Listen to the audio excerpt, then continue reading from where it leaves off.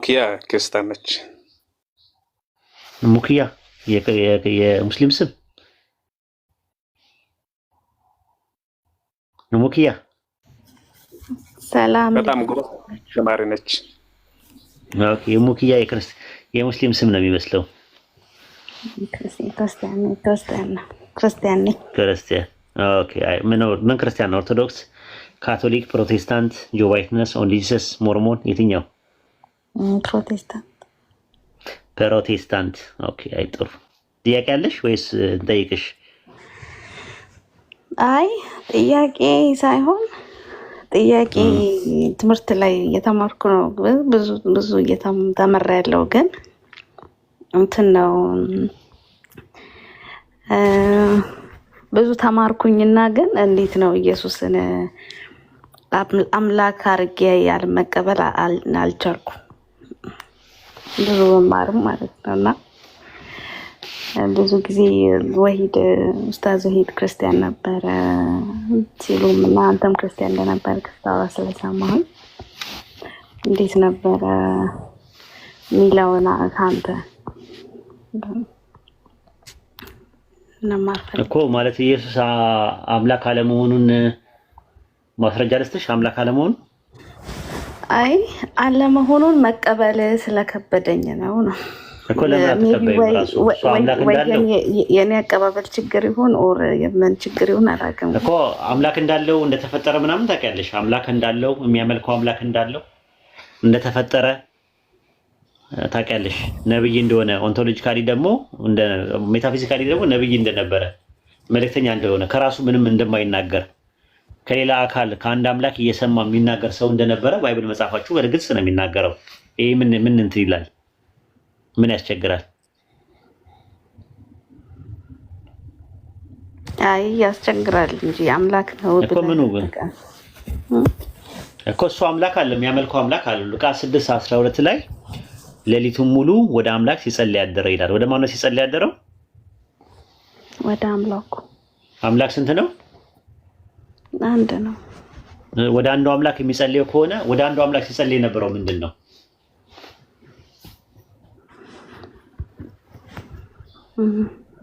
ሲጸልይ የነበረው ምንድን ነው? ጦጣ ነው? ጸሎት። ጥንዚዛ ነው? ሲጸልይ የነበረው ምንድን ነው? ሰው ነው? መልአክ ነው? አምላክ ነው? ማን ነው ሲጸልይ የነበረው? ምንድን ነው?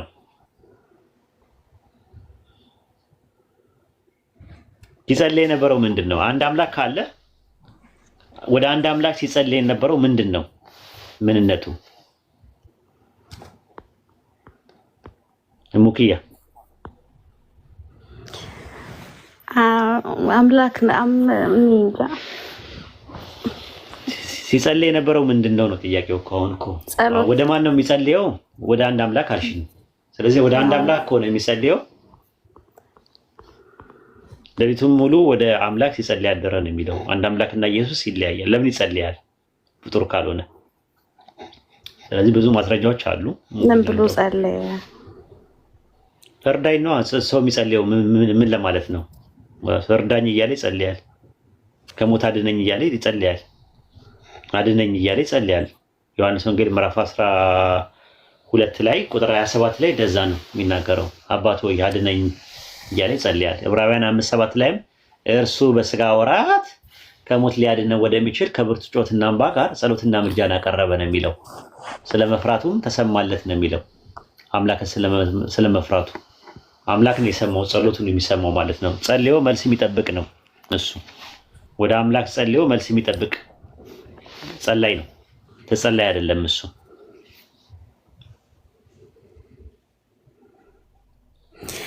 እኮ ታዲያ እሺ ኢየሱስ አምላክ ካልሆነ ለምንድን ነው አምላክ ነው ተብሎ የሚሰበከው? ያው ስለሚመስላቸው ነው እንግዲህ ራሳቸው ያመጡት ትምህርት ነው። ትምህርቱ በአንድ ጊዜ እንትን አይልም፣ አልዳበረም። ባይብል ላይ አምላክ የሚለውን ቃል ለሁለት ይጠቀምበታል። ኦንቶሎጂካል ተርም ይጠቀምበታል፣ ፈንክሽናል ተርም ይጠቀምበታል። ኦንቶሎጂካል ተርም ማለት የባህሪ አምላክ የሚመለክ በሚል ይመጣል። ፈንክሽናል ተርም ሆኖ ደግሞ ሲመጣ ደግሞ ቃል አቀባይ አፈቀላጤ ግብርን ለማሳየት ይመጣል። የአምላክ ቃል አቀባይ፣ የአምላክ አፈቀላጤ፣ የአምላክ ወኪል፣ የአምላክ ልዑክ ሆኖ ይመጣል። ለምሳሌ ዘጸአት 7:1 ላይ ሙሴ በፈርዖን ላይ አምላክ አደርግሃለሁ ይላል። የሚመለክ አደርግሃለሁ ማለት ነው እንዴ? ፈጣሪ አደርግሃለሁ ማለት ነው እንዴ? አይደለም። አምላክ የሚለው እዚህ ጋር ቃል አቀባይ ነው። ስለዚህ ኢየሱስ አምላክ በዛ ሂሳብ የተባለበት ጥቅሶች ሊኖሩ ይችላሉ።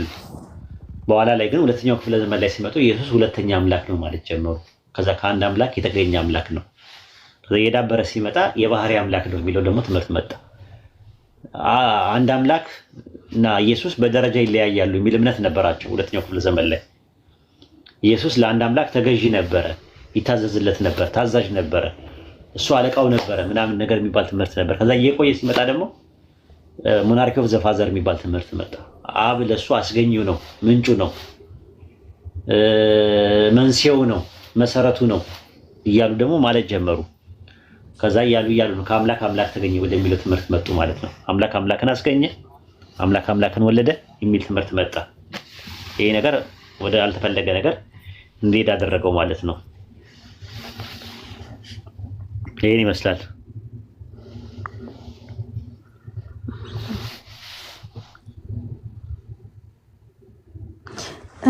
እስልምና ከድሮም ጀምሮ የነበረ እምነት ነው። ኢየሱስም ኢሳ ሙስሊም ነበር። የነበሩ ሐዋርያት በሙሉ ሙስሊም ነበሩ ከተባለ ታዲያ ለምንድን ነው በዚህ ልክ ክርስትና የሰፋው እና ሞር ደግሞ አረቡ አካባቢ ላይ እስልምና የሰፋው ለምንድን ነው? አዎ ዓለም አቀፍ እስልምና ዓለም አቀፍ ነው። አረቡ ዓለም ብቻ አይደለም ያለው፣ በመላው ዓለም ላይ ነው ያለው። ለምሳሌ በትልቅ ቁጥር ያለው እንደውም ኢንዶኔዥያ ነው በዓለም ላይ በትልቅ ቁጥር ያለው፣ ግን አረቦች አይደሉም። ኢንዶኔዥያ እንትኖችም ምን የሚባሉት ባንግላዴሽ የሚባሉትም እዛም ብዙ ሙስሊም አለ። እንትንም አለ ማሌዥያም እንደዛው፣ ሲንጋፖርም እንደዛው ሙስሊም ይበዛል። ፓኪስታንም እንደዛው ሙስሊም ይበዛል። አፍጋኒስታንም ሙስሊም ይበዛል። ግን አረቦች አይደሉም እነሱ። ስለዚህ በመላው ዓለም ላይ አለ። ኢትዮጵያም እንኳን 50% በላይ ነው ያለው አሁን ላይ። ግብጾችም ግብፃውያኖች መሰረታቸው ኮፕቲክ ናቸው፣ አረቦች አይደሉም።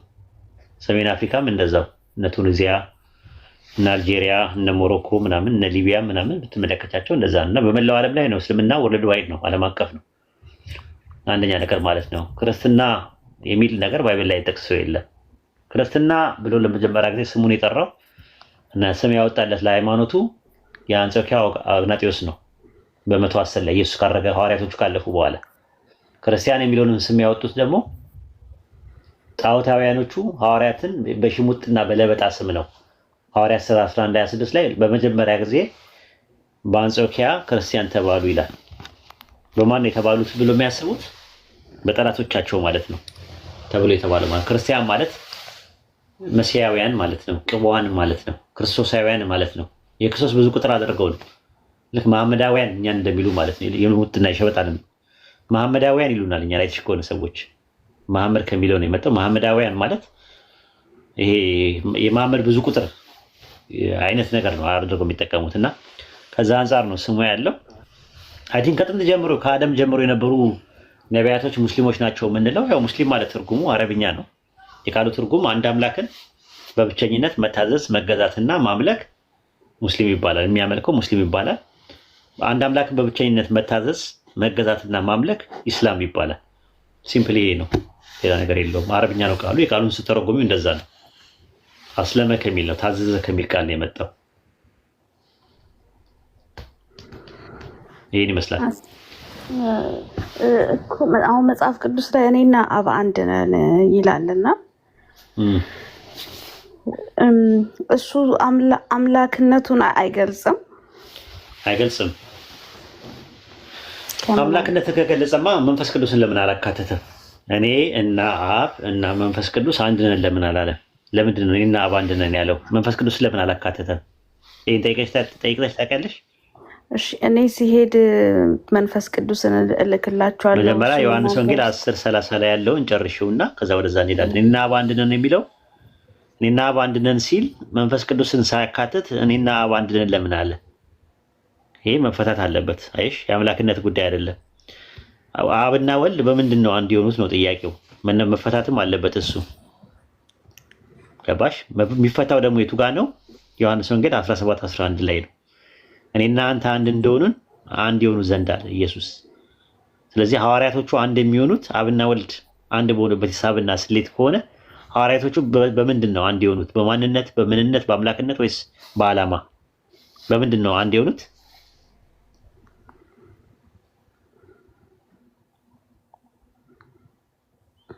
በምንድን ነው? በዓላማ ነው። ስለዚህ እንደማና እንደ አብና እንደ ወልድ እንደኛ አንድ እንዲሆኑ አለ። እንደኛ ሐዋርያቶች አንድ የሚሆኑት እንደኛ ነው አለ። እኔና አንተ አንድ እንደሆንበት እነሱም አንድ እንዲሆኑ አለ። ስለዚህ ሐዋርያቶቹ አንድ የሆኑት በዓላማ ከሆነ አብና ወልድም በዓላማ ነው። ራሱ ዮሐንስ ወንጌል 14:24 ላይ እንደዛ ነው የሚናገረው። የምትሰሙት ቃል የላከኝ እንጂ እኔ አይደለም አለ። ዓላማውም ኢላማውም ከአብ የተነጠለ አይደለም። እኔ ከራሴ ምንም አልናገርም ብሏል። ስለዚህ በዓላማ አንድ ናቸው ማለት ነው። እኔ ከራሴ ምንም አላደርግም አለ። የማደርገውን ሁሉ እያሳየኝ ነው ብሏል። አብ ሲያደርግ ያየውን እንጂ ወልድ ከራሱ ምንም ማድረግ አይችልም ይላል። ስለዚህ አባቴ ለፈጸመው የሰጠኝ ስራ አለ። ከራሱ ምንም ነገር ማድረግ አይችልም። ዮሐንስ ወንጌል 5:30 ላይም እኔ ከራሴ አንዳች ላደርግ ምንም አይቻለኝም አለ እንጂ ስለ ማንነትም ስለ ምንነትም አይደለም። በማንነት እንዳንቺም እንደምትመለከችው በአካል ሁለት ናቸው። እኔና አብ አንድ ነን የሚለው ቃል ለሁለት ፐርሰን ነው የሚጠቀመው። ግን አንድ የሚለው ደግሞ የምንነት ጉዳይ ቢሆን ኖሮ ዮሐንስ ወንጌል 5:26 ላይ አብ በራሱ ሕይወት እንዳለው ለወልድም በራሱ ሕይወት እንዲኖረው ሰጥቶታልና አብ በራሱ ሕይወት እንዳለው ለወልድም በራሱ ሕይወት እንዲኖረው ሰጥቶታልና ካለ ሕይወት አልባ ነበር ማለት ነው። በባዶነት ይቀደማል ማለት ነው። ሕይወት የተቀበለ አካል ደግሞ መነሻና ጅማሮ አለው። መነሻና ጅማሮ ያለው አካል ደግሞ ማንነትና ምንነት ደግሞ ፍጡር ነው ማለት ነው። ስለዚህ በምንነት አንድ ሊሆኑ አይችሉም። አንደኛው ሕይወት ሰጪ ነው፣ አንደኛው ሕይወት ተቀባይ ነው። በምንነት አይደል። ታዲያ በምንድን ነው እኔና በአንድ ነን ያሉት ስንል ዮሐንስ ወንጌል 17:11 እና አንደኛ ቆሮንቶስ ምዕራፍ 3 ላይ ስትመለከቱ ከቁጥር 7 እስከ 9 ላይ ድረስ እንደዛ ነው። የተከልኩኝ አጵሎስ ያጠጣ ነበር፣ አምላክ ያሳድግ ነበር። የሚተክልና የሚያጠጣ አንድ ናቸው አለ። ጳውሎስና አጵሎስ አንድ ናቸው። በምንድን ነው? በማንነት በምንነት አይደለም። በማንነት እንዳትይ ሁለት ፐርሰኖች ናቸው። በምንነት እንዳትይ ደግሞ ከሌላው ማህበረሰብ በተለየ መልኩ ጳውሎስና አጵሎስን አንድ ያደረጋቸው ምንነት ጉዳይ አይደለም። ምክንያቱም እንደዛ ከሆነ ከሁሉም የቆሮንቶስ የሚባሉ ሰዎች ጋር አብረውም አንድ ናቸው። በምንነት ከሆነ ሁሉም ሰው ስለሆነ ማለት ነው። ስለዚህ የዓላማ ነው አንድነት ማለት ነው። ሮሜ 6:4 ላይም እንደዛ ነው። ከክርስቶስ ኢየሱስ ጋር አንድ ትሆኑ ዘንድ የተጠመቃችሁ ይላል። ሰው ከክርስቶስ ጋር እንዴት ነው አንድ የሚሆነው? በዓላማ ካልሆነ በስተቀር ተጨፍልቆ ነው እንድንች አይደለም። በዚህ ሂሳብና ስሌት ብታስረጁ ጥሩ ነው። ይህን ይመስላል።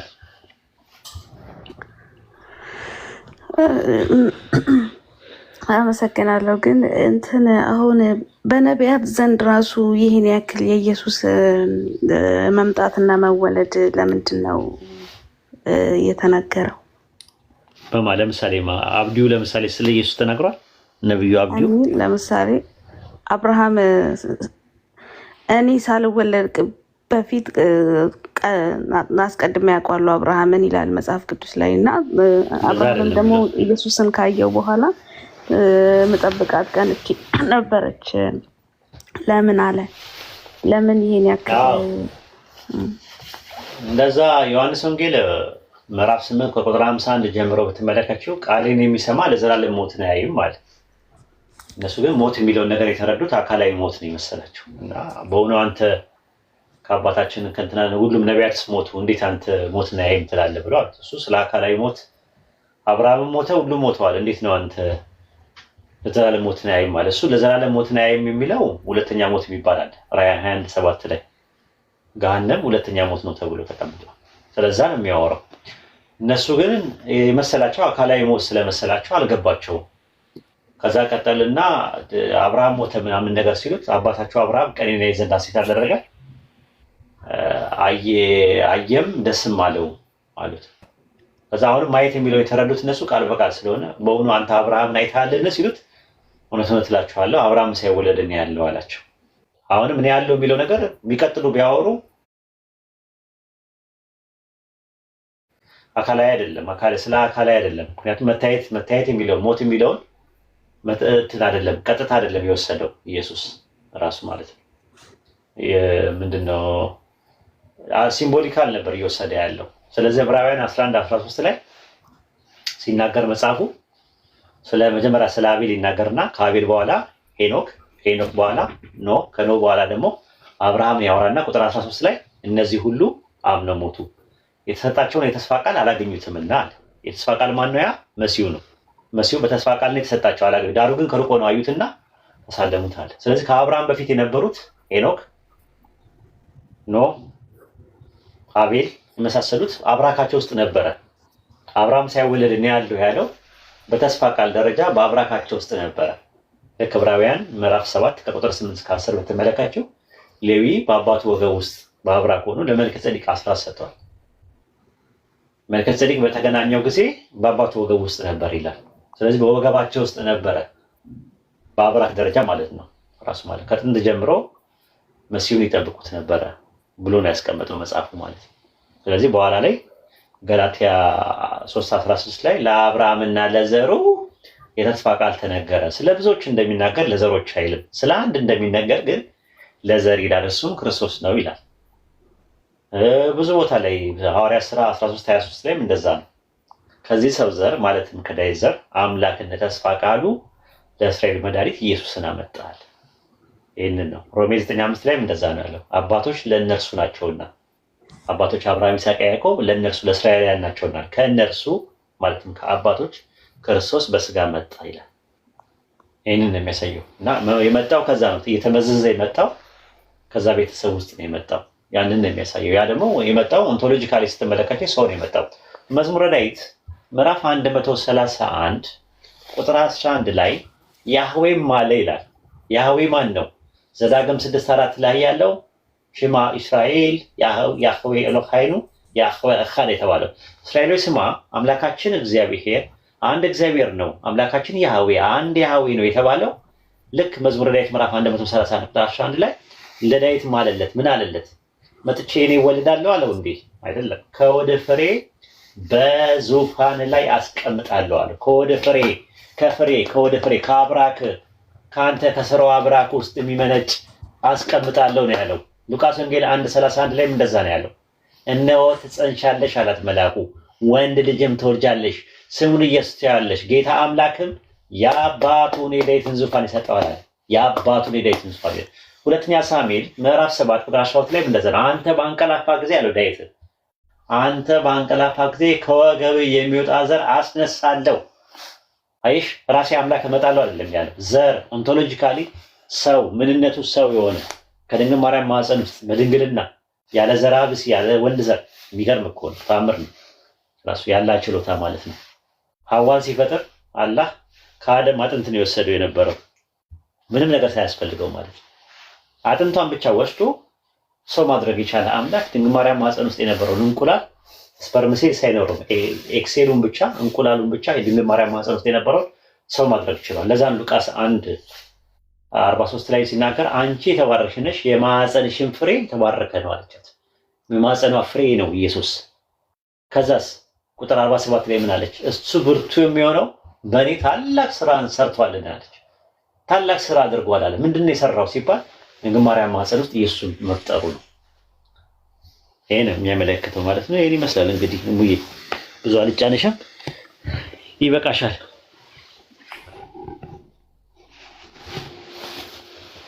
ሜሮንን እናስገባችኋት። አይ ሜሮን እንኳን አታዳምጥም፣ ጥያቄ ቀጥታ አትመልስም። እንደው ዝም ብላ ነው ኡስታዝ ዘዋ ታይሙ መሰረት የለም እንደዛ እኮ ታይሙ። አይ አታዳምጥም፣ አንደኛ አታዳምጥም፣ የምትጠይቀውን ጥያቄ ዳይሬክት አትመልስም እና ዝም ብሎ ማዛግ ነው የሚሆነው። አይ ኡስታዝ ዛሬ መጠየቅ ብቻ ነው፣ ከኔ ሀሳብ የለኝም። ደሳንት ስጠይቅ ከመለስክልኝ ጥያቄ ልጠይቅ ነበር። እኔ የምመልሰው ነገር አይኖርም ያንተን ሀሳብ ለመስማት ነው። አዎ ዛይ ዙሪያ ጥምጥም የምትሄጂው ነገር አለ። እናንተ ዳይሬክት አራውንድ ዘቡሽ ነው እንትን የምትይውና ትንሽ ይከብዳል፣ ያስቸግራል ለማውራት ለመግባባት። አይ በመጽሐፍ ቅዱስ ላይ እኮ ነው ወደፊት ማለት ስላለብኝ ነው። አሁን ግን አላረግም፣ በቁርአን ላይ ስለሆነ አንተን የምትነግረኝ። እሺ ጠይቂ እስቲ። እሺ አይ ብዙ እንትን አይደለም ያለው ነገር ነው። አይ መጠየቅ ትችያለሽ፣ ግን ምንድነው አንቺም ስትጠየቂ ንጽጽር ነው ታውቂያለሽ። ቁርአን ላይ ስትጠይቂ ተመሳሳይ ነገር ከሆነ አሁን ለምሳሌ ፈጣሪ አንድ ነው ቁርአን ይላል ለምን ይላል ብሎ አንድ ሰው እንትን ማለት አይችልም።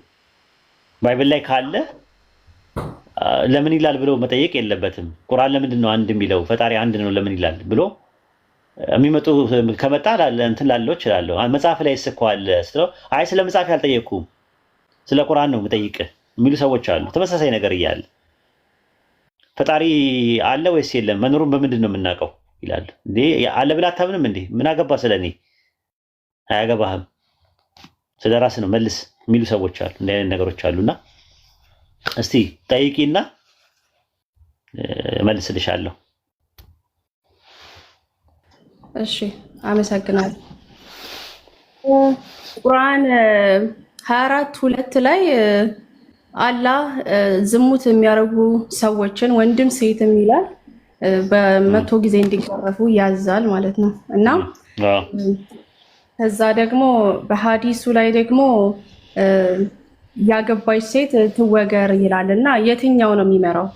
አንደኛው ጥያቄ እሱ ነው። የሚመራው የትኛው ነው? ሁለት ነገር ስላለ አትገረፍ የሚለው ያው ከጋብቻ በፊት ነው አይደለ? በኢስላም ከጋብቻ በፊት ወንድና ሴት ተራክቦ ካደረጉ መቶ ይገረፋሉ። ወይም ደግሞ አንድ ባለትዳርና አንድ ባለትዳር ያልሆነ ሴት ሁለቱ ተራክቦ ቢያደርጉ ባለትዳሩ ይወገራል። ትዳር የሌላት ሴት ደግሞ ከሆነች ደግሞ እሷ ደግሞ ትገረፋለች 100 ግርፋት። ከጋብቻ በፊት ተራክቦ የሚያደርጉ ሰዎች እና የሚያደርጉ ሰዎች ይገረፋሉ። ጋብቻ ላይ ሆነው ግን ተራክቦ የሚያደርጉ ሰዎች ሁለቱም ባለትዳር ሆነው እየቀበጡና እየማገጡ ከሆነ ይወገራሉ ማለት ነው። ይሄ ነው ትምህርታችን። እሺ ስለዚህ ማን ነው የሚመራው ሲል የቁርአኑ ላይ ያለው ነው የሚመራው ወይስ ደግሞ ሐዲሱ ላይ ያለው ነው የሚመራው? ወይስ አልሰማሽኝም? ሁለቱም ነው። አልሰማሽኝም መልሱን? እሺ አልሰማሽኝም መልሱን? አልሰማሽኝም መልሱን የመለስኩትን? እሰማለሁ ባይዘው ተቀባይነት አለ ወይ ነው? አሚን የትኛው ነው የሚመራው ነው ያልኩት። ሁለቱም ነው። ጀስ በቃል ከመለስክልኝ ይገባኛል። ይገባኛል አይደለም? ግርፋት የሚለው ምንን ነው? ውግራት የሚለው ምንን ነው የሚለውን አላብራራሁልሽም? አይ አብራርተኸዋል እኮ ግን የትኛው ነው ጋቨርን የሚያደርገው ነው? መሪው የትኛው ነው? የቁርአኑ ነው እሱ አይደለም ግን ይሄ የቁርአኑ ነው ምናምን ሲባል ሁለቱም አንድ አይነት ነገር ሲሆን ነው እንደዛ ማለት ያለብሽ እኮ። ሁለት የተለያየ ነገር ነው የምታወሪው። ቁርአኑ እያወራ ያለው ከጋብቻ በፊት ተራክቦ የሚያደርጉ ሰዎች በኢስላም ቅጣቱ ግርፋት ነው። ጋብቻ ላይ ሆነው ደግሞ ከማገጡና ዝሙት ከሰሩ ደግሞ ውግራት ነው ቅጣቱ። ሁለት የተለያየ ነገር ነው ምልሽ። ያገባና ያላገባ ሁለት ነገር። እሺ እንደሱ ከሆነ ደግሞ ቁርአን 5:9 ላይ ምን ይላል? ቁርአን ነው ሪዘርቬሽን ያለው ይላል። ስለዚህ ነው እሱ አይደለም ጥያቄው። አሁን ስለ ሪዘርቬሽን አይደለም ጥያቄው። መጀመሪያ ጥያቄ ይግባሽ። ስለ ቁርአን አይደለም ጥያቄው። ጥያቄው ስለ ህግ ነው የጠየቅሽኝ። ስለ ዝሙት ህግ ጠየቅሽኝ። ሱረቱ ኑር ምዕራፍ 24 ላይ ያለውን ጥቅስ በጋብቻ ውስጥ ስላሉ ሰዎች ሳይሆን አጠቃላይ ዝሙት የሚያደርጉ ሰዎች ግርፋት ይገረፋሉ። ትዳር ውስጥ ሆነው ደግሞ ሲማግጡ ወይም ደግሞ ዝሙት ካደረጉ ደግሞ ይወገራሉ። የኢስላም ሸሪዓ በዚህ መልኩ ነው የተቀመጠው ነው። መጀመሪያ ይግባሽ እኮ ሁለቱም ይመራሉ ወይ ያልከኝ ነው። ከዛ እሱን ካልኩ ደግሞ ሐዲስ በአላህ ተጠብቋል አልተጠበቀም የሚለውን ነገር አያስነሳም። ቁርአን 15 እሱ ሌላ ነው። ሌላ ባሮሽ ጨዋታ አይደለም። እኔ እዚህ ጋር የተቀመጥኩት መጀመሪያ የጠየቅሽው ጥያቄ ምንድነው? ስለ ጋብቻ ጠየቅሽኝ፣ ስለ ዝሙት ጠየቅሽኝ። ያ ነገር መልስ ስታገኝ ተመልሶልኛል አመሰግናለሁ ቲና ደግሞ ሁለተኛ ጥያቄ አለኝ ነው የሚባለው እንጂ ዝም ብሎ አሁን እንዳልተመለስልሽ አድርጎ ዝም ብሎ አባሮሽ ጨዋታ ምናምን ነገር ወይ ድጋ እኮ አይሰራም። ስለ ሁለት ነገር ነው እያወራ ያለው ማለት ነው። አንዱ ስለ ተጋቡ አግብታ ዝሙት ያደረገች፣ አንዱ ደግሞ ትምህርታችን እንደዛ ነው። ሁለት ጥንዶች ከጋብቻ በፊት ያለ ጋብቻ ተራክቦ ቢያደርጉ እነዛ ያደረጉ ሰዎች ቅጣቱ ግርፋት ነው። 100 ይገርፋሉ። ጋብቻ ላይ ደግሞ ሆኖ ደግሞ ሁለቱም የተለያየ ፍርድ ነው። ስለዚህ እንዴት እንደዛ ሊሆን ይችላል? ሁለቱም የሚመሩ ከሆነ ሁለቱም እንደዛ ነው። ህጋችን እንደዛ ነው። ራሱ ሁለት የተለያየ ነገር ነው። አሁን ለምሳሌ አንድ ሰው የሰረቀ ሰው ማለት ነው። የሰረቀ ሰው የሚሰርቀው ሰራቂ ማለት ነው። የሚሰርቀው ሰው ለምሳሌ መጠን አለው። የሰረቀ ሁሉ እጁ አይቆረጥም አይደለ? በእኛ በኢስላም ልክ ነው። ምንድን ነው የሚደረገው? እንጃ ዲቴል አላየሁም። ስለሱኛው ቅጣት ገብቼ በደንብ አላየሁም። ስለዚህኛው አውቃለሁ። እሱን ነው እኮ ብለሽ አሁን እኮ ለምን አንድ አይነት አልሆነም እኮ ብለሽም መጠየቅ ትችያለሽ ከፈለግሽ ማለት ነው። መስረቅ የሚባለው ነገር ሲሰርቅ አንድ ሰው ያለው ነገር በኢስላም ያለው አስተምሮት እንደዛ ነው። የሆነ መጠን አለው የሚሰርቀው እንጂ የሰረቀ ሰው ሁላ እጁ አይቆረጥም። እና ለምን የሰረቀ ሰው ሁሉ መቆረጥ አለበት የሚል ትምህርት የለንም እኛ። መጀመሪያ በጣም ቸግሮት ከሆነ ምን ከሆነ ውዝር ይሰጣል፣ ምክንያት ይሰጣል። ግን እያለው የሚሰርቅ ሰው ደግሞ እጁ ይቆረጣል። ስለዚህ የሆነ ከምን ዲናር ነው ምናምን የሚል ነገር አለ። ይሄን ያህል ዲናር ምናምን ነገር የሆነ ብር ማለት ገንዘቡ መጠኑ ይሄን ያህል በሚሆንበትና ከዛ በላይ በሚሆንበት ሰዓት ላይ እጁ ይቆረጣል። ከዛ በታች በሚሆንበት ሰዓት ላይ ደግሞ የቸገረው ነው ሆዱን ለመሙላት ነው ምናምን የሚለው ዑዝር ይታይለታል ማለት ነው። ስለዚህ ሁለቱን ዳይኮቶማይዝ አድርጎ ማቅረቡ ሁለት የተለያየ ነገር ነው ያቀረበው እንጂ ህጉ ነው ራሱ ሲሰራ ማለት ነው። ልክ እንደዛው ነው ከጋብቻ በፊት ያሉ ሰዎችና ጋብቻ ላይ ያሉ ሰዎች የዝሙት የቅጣቱ መጠን ይለያያል። ይሄ ነው በእስልምና አስተምሮት ውስጥ ያለው ማለት ነው። ግልጽ ነው ማለት ግልጽ ነው። ግን ስለዚህ ሐዲስ እንደዚህ ሆነ ካፒታል ፐኒሽመንት መስጠት ይችላል በሚለው ሳይድ ነው ያለው ወይስ አይደለም? ማለት ይሰጣል። ሐዲስም ቁርአንም እኮ አንድ ነው ምንጫቸው። አሁን ስለ ቁርአንና ስለ ሐዲስ እኮ አይደለም። ማለት ችግሩ ሜሮን በጣም ነው እንትንሽ ትዕግስት ይፈታተናል። ስታወሪ በጣም ነው የሚለው 3 4 5 ነው ሳገኝሽ ይላል። የማዳከም ስራ ነው እንጂ ምሰሪው ጥያቄ አይደለም የምጠይቂው ራሱ የማዳከም ስራ ነው። እና ይላል ትንሽ ትዕግስት ይፈታተናል። ሐዲስ ያላቃል ነው ስላልገባኝ እኮ ነው። ቁርአን ነው ያላቃል። እሱ ሌላ ነው፣ ሌላ ርዕስ ነው እኮ። ስለ ዝሙት ጠይቀሽኝ እሱ መልሱን ተመልሶልኛል ሳቲ ስለ ቁርአንና ስለ ሐዲስ ላይ ለምን ትሄጃለሽ ሜሮን? ለምን ከሰው ጋር ታያለሽ? ዓለም እኩል ነው የሚለውን ነገር ስትፈልጊ ነው ስለ ቁርአንና ስለ ሐዲስ ለብቻው ስትጠይቂ ነጥለሽ። እሺ በቃ እንዳልከው በዚህ ጉዳይ ላይ ብዙም ፈርዘር መጠየቅን ካልፈለክ አንደርስታንድ በቃ መጠየቅ አይደለም እኮ ግን ስትጠይቂ አንድ ጥያቄ ጠይቀሽ ወዲያው ሽፍት ታደርጊያለሽ። የመጀመሪያው ጥያቄ ተመልሷል ወይስ አልተመለሰም ነው እኮ የመለስ ሆነ ጠይቅ አይቻልም እኮ እሱ በኋላ ላይ ነው ይሄኛው ተመልሶልኛል፣ ይሄኛው ተመልሶ ጨርሻለሁ እዚህ ላይ ያለው ከዛ ደግሞ ቀጣይ ጥያቄ ይባላል ሁለተኛ እንጂ እዛው ላይ እየደራረቡ መጠየቅማ ጥያቄው ሰው በምን ይማራል? አንቺስ በምን ትማሪያለሽ? እኔስ ደግሞ ምን አንድ ነጥብ ላይ ምንድን የመለስኩት ለሚለው ለራሴ ሳጤ ነው ሜሮንዬ፣ ትክክል አይመጣም። ስለዚህ ምንድነው መሆን ያለበት መሰለሽ? አንድ ጥያቄ ጨርሰሽ ከዛ ወደ ሁለተኛው ትሄጃለሽ፣ ሁለተኛው ስጨርሽ ወደ ሶስተኛው፣ እንደዛ ነው የሚደረገው። አሁን የመጀመሪያው ጥያቄ ምንድነው? ስለ ዝሙት ቅጣት ያለው ነገር ቁርአን ላይ 100 ይላል፣ ሐዲስ ላይ ደግሞ ግርፋት ምንድነው ውግራት ይላል። ስለዚህ ሁለቱ ነገሮች ምንድናቸው የሚለውን ነገር እዚህ ጋር የሚያወራው በጋብቻ ውስጥ ያሉ ሰዎች ሳይሆን አጠቃላይ ዝሙትን ነው።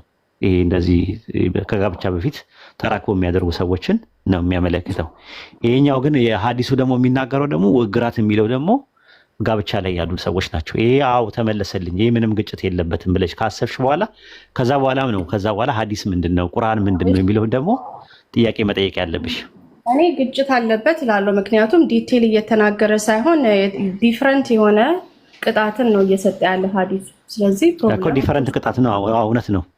ሁለት የተለያዩ ነገሮች ናቸው፣ ቅጣት ናቸው። ስለዚህ ምንም የሚጋጨው ነገር የለም። ለምሳሌ ማለት ነው ለሕፃን ልጅ ለ6 ወር ላልሞላ ሕፃን ልጅ ወተት ስጡት ቢል ጡጦ ይጥባ የእናቱን ጡት ይጥባ ከተባለ በኋላ 6 ወር ያለ ልጅ ደግሞ ምግብ መብላት ይችላል ቢል ሁለቱ ግጭት ነው አይደል? ግጭት ነው አይደለ? ቁርአን ፐርፌክት ነው። ላስት ሬቨሌሽን ከተባለ አሚን እዛ ላይ ኢንክሉድድ መሆን አለበት ብዬ አምናለሁ። እኔም ኦኬ። ግጭት ነው አይደለ? ያውኑ በቃ እንትን ታች ረጂ በቃ ለዚህ ቤት የምትበጥኛ አይደለሽም፣ አታስገቧት በቃ ሁለተኛ ታች ረጂ። አይ ቲንክ እንደዚህ አይነት ሰው ትንሽ አስቸጋሪ ነው። ሰፋ ያለ እንትን ነው ስኮፑ በጣም የጠበበ ሰው ትንሽ ያስቸግራል፣ ለቤቱ አይመጥንም። አይ ቲንክ ሌላ ቦታ ላይ አትግባባም። ታሳዝነኝ ነበር። እኔ እንደውም የቤት ይሻላታል ብዬ ነበር። አሳዘነችኝ የምር። ግን ምላሷ እርጥብ ነው አይደል ኡስታዝ? ውስጧ ትንሽ ድርቅ ይላል እንጂ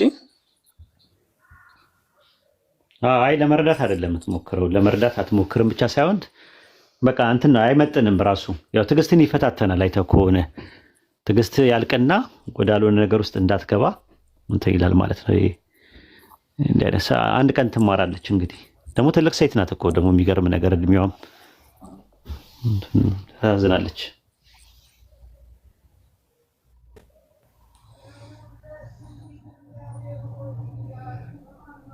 አክሊሉ ደህና ነህ? በጣም ደህና ነኝ። እንዴት ነህ? በጣም እግዚአብሔር ይመስገን በጣም ደህና ነኝ። የጠፋ ሰው ድሮ ነው እኮ ማውቅህ አይደል? አንረሳት 2012 ኦኬ። የት ነበር የምንታወቀው? ቴሌግራም ነው ምንድን ነው የሚባለው? ቴሌግራም አይደል? ሌላው ይሄ ሜሴንጀር ከዛ በፊት አይደለም። ምንድን ነው የሚባለው? ቆይ ከዛ በፊት የነበረው አንድ ግሩፕ ነበረ። አለመርሳት ገርሞኛል። ፓልቶክ ነው ፓልቶክ። ኦኬ ይገርማል። እኔ ጥያቄ አለኝ። ጠይቅ። ምንድን ነው እንግዲህ ቁርአን በአንድ ሰው ከተጻፈ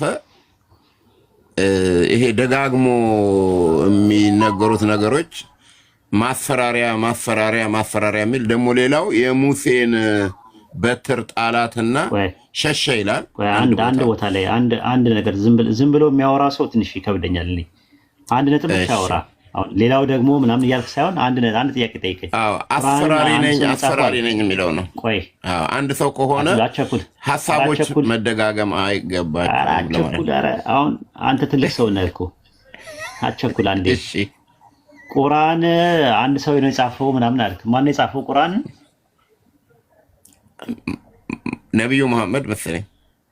እስኪ ማስረጃ ስጠኝ። እኔ ምን አውቃለሁ? ነቢዩ መሐመድ ተቀበለ ከሰማይ በሚካኤል በገብርኤል አማካኝነት ወረደለት ነው የሚባለው። ወይም ቁርአንን ነቢዩ መሐመድ ጻፈው የሚለው የቱ ጋር ነው ያለው? ማን የነገረ? ያው እስላሞች ሲናገሩ ነው የምሰማው። እኔ እንግዲህ አትዋሽ፣ ውሸት አያምርብህም ማለት ያው ያነጋገር ዘይቤ እኮ ወረደለት ወይም ደግሞ እንደዚህ ሲባል እንሰማለን። መሐመድ ጻፈው አልክ። አንድ ሰው የጻፈው አልከኝ። አንድ ሰው ማን ነው ስልህ አንድ ሰው ነው የተቀበለው መልእክቱን ማለት ነው። መልእክቱን አንድ ሰው ነው የተቀበለውና ብዙ ድግግሞሹን ሳየው ምን ነው ድግግሞሽ? ለምሳሌ እሺ ተወሽ፣ ወደ ሁለተኛው ድግግሞሹ ምንድን ነው? አስፈራሪ ነኝ፣ አስጠንቃቂ ነኝ የሚለው ቃል ማለት ነው። የቱ ጋር ነው የተደጋገመው? እስቲ ንገረኝ። አንድ ሁለት ጥቅስ ስጠኝ እስቲ አውጣው። እኔ ቆይቻለሁ ካነበብኩት እኮ አስጠንቃቂ ነው፣ ሊያስጠነቅቅ ነው የመጣው። እውነት ነው። እሺ ይሄ እንግዲህ መልሰኛል። ወደ ሁለተኛው ጥያቄ ልምጣ። ኧረ ቆይ አክሊል ጥያቄ ትጠይቀኛል። ሰው ይማራል። ታችም ዝም ብለህ አባሮሽ አኩኩሉ አይደለም እዚህ የመጣ ነው። ስለዚህ አሁን ምንድነው ማብሰር ነው። ሁለት ነገር ነው የሚናገረው። አብሳሪና አስጠንቃቂ ነው ሆኖ የመጣው ቁርአን። የሚያበስር በጀነት የሚያበስር በጀሃነም ደግሞ የሚያስጠነቅቅ ነው መልእክቱ። ሁለቱም አለ፣ ጀነትና ጀሃነም አለ በእኛ ትምህርት ራሱ ማለት ነው። ከዛ አንጻር ነው ራሱ የሚታየው። ቀጥላው ሁለተኛው ጥያቄ ደግሞ ሁለተኛ ጥያቄ የመጀመሪያ ቁርአንን ጻፈው አልክ። ጻፈው የሚለውን አላውቅም አልክ። ያፎ ለምተናል አልክ፣ አለፍን። ሁለተኛው ደግሞ ማስጠንቀቅ የሚለውን ድግግሞሽ አልክ። የቱ ጋር ነው ያለው ስንል የለም ማለት ቆይቻለሁ ፈተውኝ ካነበብኩት ማለት ነው። ምንድነው አንደኛው ደግሞ ስለ ሙሴ የሚናገር ነገር ነው። ሙሴ እባቢቱን ያዘች ከዛ ተመልሳ በትር ሆነች የሚል አለ። ሶስት ቦታ እንደተጻፈ አስታውሳለሁ። አንደኛው ደግሞ ፈርቶት ሸሸ ይላልና እንዴት ነው ይሄ ነገር ሊጋጭ የሚችለው ነው የሚለው። አንዱ ጋር መሸሹን፣ አንዱ ጋር መልሶ በትሯን፣ አንዱ ጋር እንደ መጽሐፍ ቅዱስ ነው፣ አንዱ ጋር ደግሞ ሸሸ ነው የሚለው። በቃ ጥሎ ሸሸ ከነጭራሹ። ተመልሷል እኮ ተመልሶ የለ እንዴ? ጥሎ ሸሸ ካለ በኋላ ደንግጦ ነው ሲያየው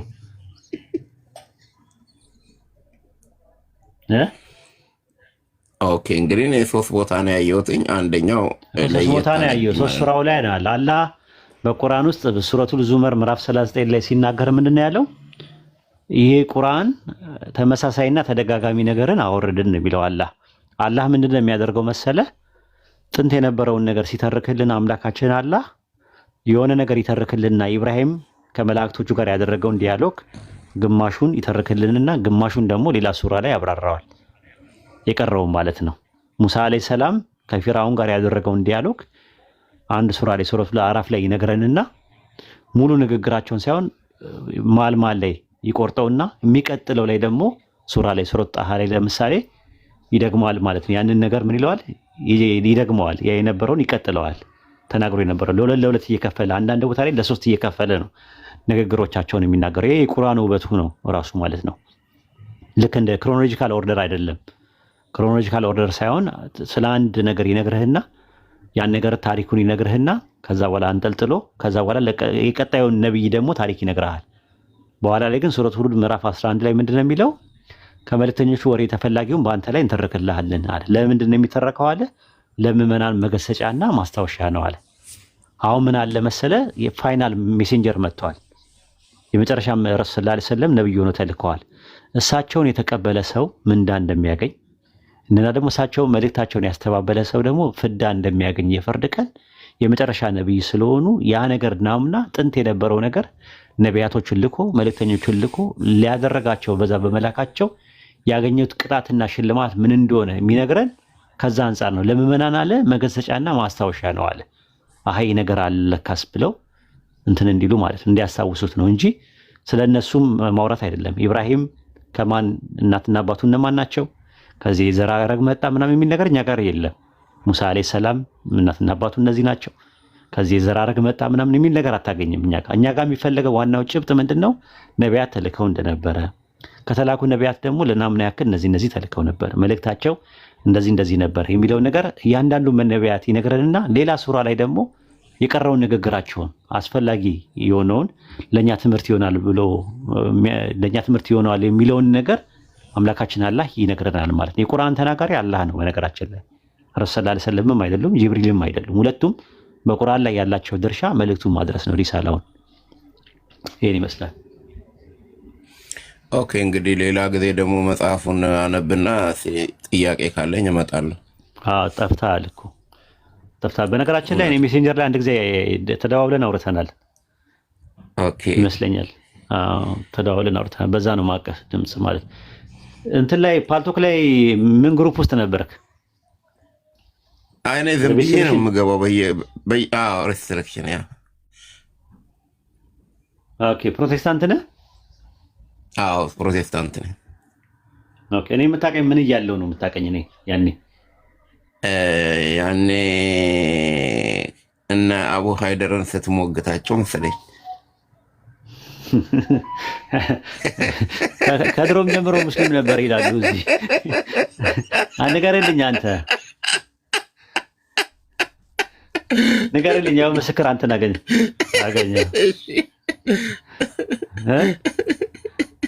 አቡ ሃይደር የጠፋ አቡ ሃይደር አለ ሰምቼው አላውቅም። በህይወት አለ። ሶሻል ሚዲያ ስለማይጠቀም ነው። ኧረ አለ ይጠብቀው። ግን አየህ ምስክር ብዙ ሰዎች ምንድን ነው የሚሉት? ውሸት ነው ይላሉ። ሙስሊሞችም ናቸው እኮ ነው የሚሉት። ይሄማ ከመጀመሪያውኑ ሙስሊም ነበር ይላሉ። ትዝ ይልሃል ሙስሊሞች ቤት እየገባን ስገባ ሲያበሩ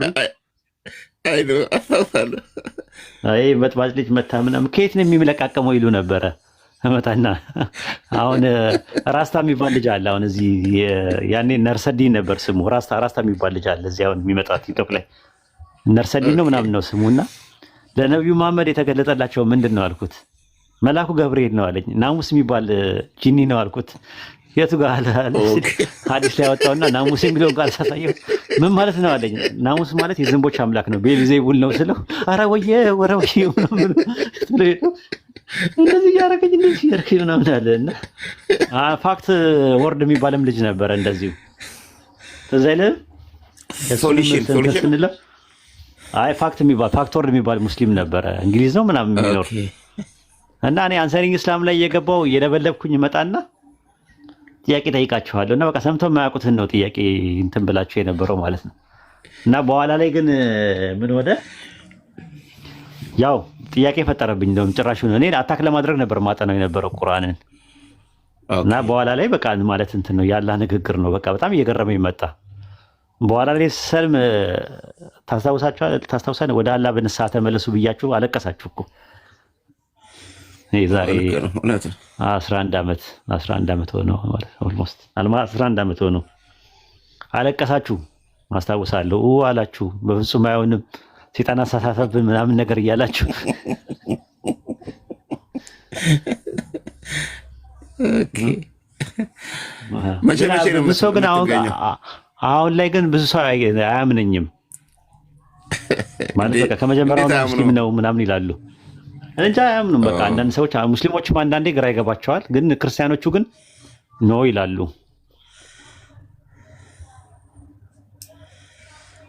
ኦኬ መቼ ነው የምትገባው? እንደዚህ በዚሁ ቀን ነው በሳምንት አንዴ? ይመቸኝ። አዎ ይመቸኝ። ኦኬ ሲመቸኝ ይገባል።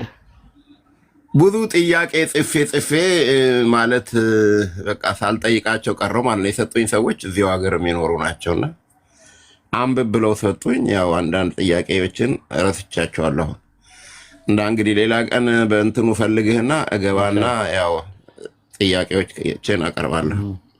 ሰዓት እናንተ አሁን እንትን ነው አይደለ? ቀን ነው እናንተ ጋር ከ2 PM ነው 2:30 ከምሳ ሰዓት በኋላ ነው። አሪፍ ነው። ድምፅ አይቀየርም ግን ያው ነው ያንተ እውነት ታዲያ እኔ እንኳን ራሱ ድምጼ እኮ ተቀይሯል እኮ ራሱ ያኔ እኮ ሰዓት ነበርኩኝ።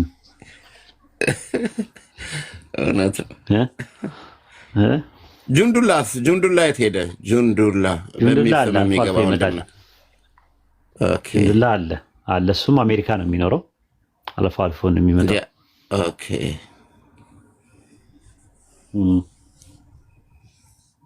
አቡ ሃይደር ኢትዮጵያ ነው ወይስ አረብ ሀገር ነው ሄደው? የሆነ ሀገር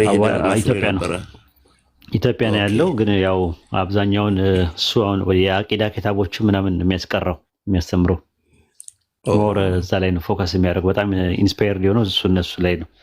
ኮምፓራቲቭ ሪሊጅን ላይ ብዙም አይደለም አሁን ላይ። ኦኬ ወጣት ነው እኮ አይደለ? ወጣት ነው አቡ ሃይደር ግን እንዴት ፂማሙነቱ ምናምኑ ይገርመኛል። አቡ ሃይደር ኡስታዝ አቡ ሃይደር ያኔ እኮ ያርበደብዳችሁ ነበር፣ እናንተን ያርበደብዳችሁ ነበር። በቃ ፈተና ሆኖ ነበር ያኔ እኮ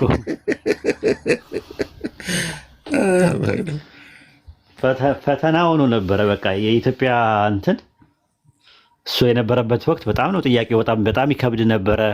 ውይይት በጣም ነው የሚያስፈራው። ገና ስሙን ሲያዩት ራሱ እንፈራዋለን። በጣም ነበር የሚያስፈራው የነበረው። ትዝ ይልህ እንደሆነ ኡስታዛችን በጣም እንትን ነው፣ ግሬስ አለው። አሁንም ድረስ ነው ግሬስ ያለው። ማሻአላ ይሄ ካላ ነው። እዚህ ቲክቶክ ላይ በአካል እዚህ ቲክቶክ ላይ እናስተምራለን የሚሉት እነሱን አያውቃቸውም እና በአካል አገኙትና ተወያዩ እና ሲወያዩ ገና አቀማመጡ አሉ ሲቀመጥ አቀማመጡ ራሱ በአቀማመጡ ነው ውይይቱን የሚጨርሰው። አቀማመጡ ራሱ ያስፈራል አሉ ሲናገሩ። እና መጀመሪያ ስታወራ ጸጥ ብለህ ያዳምጥህና ልክ ማውራት ሲጀምር የምታወራው በአጠቃላይ ይጠፋብሃል አለ ልጁ ሲናገር እዚህ ቲክቶክ ላይ። በቃ ጠፋብን አለ። እኛ ሁላችንም ተደነባበርን አለ። በጣም ሲያወራ አንደበቱ በጣም ነው የሚጣፍጠው። በዛ ላይ ደግሞ በጣም ሙቀቱ የሚገርም ነው። በዛ ላይ በቃ ፊቱ ኮስታራ ነው። አቀማመጡ ምኑ አኳኋኑ ምናምን በቃ ደንበኛ ለዛ ለውይይት የተዘጋጀ እንትን ነው እና በጣም ያስፈራ ነበረ። ጠፋብን የምናወራው ምናምን ነገር ብሎ በጣም አድንቆ ሲያወራው ነበረ የዛሬ 2 ዓመት 3 ዓመት አካባቢ ላይ። እና ምን ለማለት ፈልጌ ነው ኡስታዝ አቡ ሃይደር በጣም አሁንም ራሱ አለው ፖቴንሻል ማለት ነው። ደስ ይላል። አላህ ይጠብቀው። እንግዲህ አላህ ከሰጠን ትልቅ ስጦታዎች መካከል አንደኛው ኡስታዝ አቡ ሃይደር ነው። በነገራችን ላይ የኔም ኡስታዝ ነው ታውቃለህ። ኦኬ የኔም ኡስታዝ ነው። የኔ ሞዴል ነው፣ ሮል ሞዴል ነው። በጣም ነው የምወደው። ማከብረው። የደቡብ አፍሪካው ሰው ነው ኢየሱስ አምላክ አይደለም ብሎ ዋናው መጽሐፍ የጻፈው ማን ነበረ? አሁን በህይወት የለም። ሺህ ዓመት ይላት አላህ ይራማቸው። አዎ፣ ግን ከእሳቸው በፊትም ነበር እኮ ዛሩል ሀቅ የሚባል መጽሐፍ የጻፈ አለ ህንዳዊ። ዛሩል ሀቅ የሚለው መጽሐፍ የጻፈ አለ። ስማቸው 91 ደግሞ ክርስትናና እስልምናን አጣምሮ ደግሞ የመነጋገር ነገር ነበረ። ትዝ ይለኛል የሆነ ሁለቱን ሃይማኖት የእኛ መጽሐፍ ላይ ተጽፏል፣ ባይብል ላይ ተጽፏል በሚል እንደዚህ ተጀምሮ ነበር። 91 አስታውሳለሁ። አንዳንዱን ሐሳብ ለምሳሌ በወንድሞቻችሁ መካከል እንደኔ ያለ ነብይ ያስነሳል የሚለው መሐመድ ነው የሚል፣ እንደገና ደግሞ አጽናኝ ይመጣል የሚለው እሱ ነው የሚል እቺ ቃል በቃ ተጠናክራ በጣም እስላሞች በእስልምና ከከታው በጣም ይደሰቱ ነበር። በቃ የኛ ነብይ መጽሐፋቸው ላይ ተጽፏል አለ፣ ባይብል ላይ አለ። አሁንም መነጋገር እንችላለን ከፈለክ አንተ ሲመች ሌላ ቀን ስትመጣ በዚህ ዙሪያ ዘዳግም 18 ላይ ያለው ስለምን አንድ መጽሐፍ ጽፌ ያለው ነው እኮ የተደበቀ እውነት የሚለው መጽሐፍ አንብበዋል? አላነበብኩም። በቃ እሱ መጽሐፍ ስለሳቸው መምጣት የሚናገር ነው። ራሱ ማኑስክሪፕቶቹ ራሱ ሲዘጋጁ እንዲህ አይነት ፕሮብሌም ሆን ብለው እያስወጡ ነው፣ የተደበቀው ነው። ለዛ ነው ሱረቱ በቀራ ምዕራፍ 2 ቁጥር 146 ላይ እነዛ የመጽሐፉ ሰዎች ወይም መጽሐፍን የሰጠናቸው ወንዶች ልጆች እንደሚያውቁ መሐመድን ያውቁታልና አለ። እውነትን እያወቁ ይደብቃሉ አለ። ስለሳቸው መምጣት ተነግሮ የነበረውን ደብቀዋል። ሱረቱ አዕራፍ ምዕራፍ 7 ቁጥር 157 ላይ እንደዛ ነው የሚናገረው። በተውራትና በኢንጂል ተጽፎ የሚገኝ ነው የሚለው፣ ተጽፎ ሜንሽን ተደርጎ የሚገኝ ነው የሚለው። ብዙ ቦታ ላይ እንደዛ አለ። ቁርአን ላይ ስትመለከተው የመጽሐፉ ሰዎች እውነትን በውሸት እንደቀላቀሉ፣ እውነትን እያወቁ እንደደበቁ ሱረቱ አሊ ኢምራን ምዕራፍ 3 ቁጥር 71 ላይ ለዛ ነው ተሸሽጉ ከነበራችሁ። ሱረቱ ማይዳ 5:15 ላይም እንደዛ ነው ተሸሽጉ ከነበራችሁትን ከፊሉን የሚተውና ከፊሉን የሚገልጽ መልእክተኛ መጣላችሁ ነው የሚል፣ ደብቀውት የነበረው ማለት ነውና የተደበቀ እውነት የሚል መጽሐፍ አለኝ።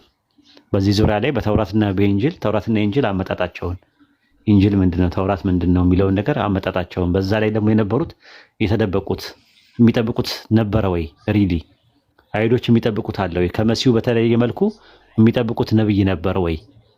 ለዛም ከወንድሞቻቸው መካከል ከእስራኤል ወንድሞች ከአረቦቹ የሚጠብቁት ነበር ወይ የሚለው በደንብ አድርጎ የሚተነትን ነው። ከዛም ባሻገር ደግሞ ኢየሱስ ሲናገር የነበረው አጽናኝ የሚለው ሪሊ በአረማይስጡ ምን ተብሎ ነበር የተቀረበው? ፓራክሊቶስ ነው የሚለው። ወደ ግሪክ ሲመጣ ነው ፓራክሊቶስ የተባለው። ባሪያ ነው የሚለው። ባሪያ ማለት ደግሞ ነቢያ ነው።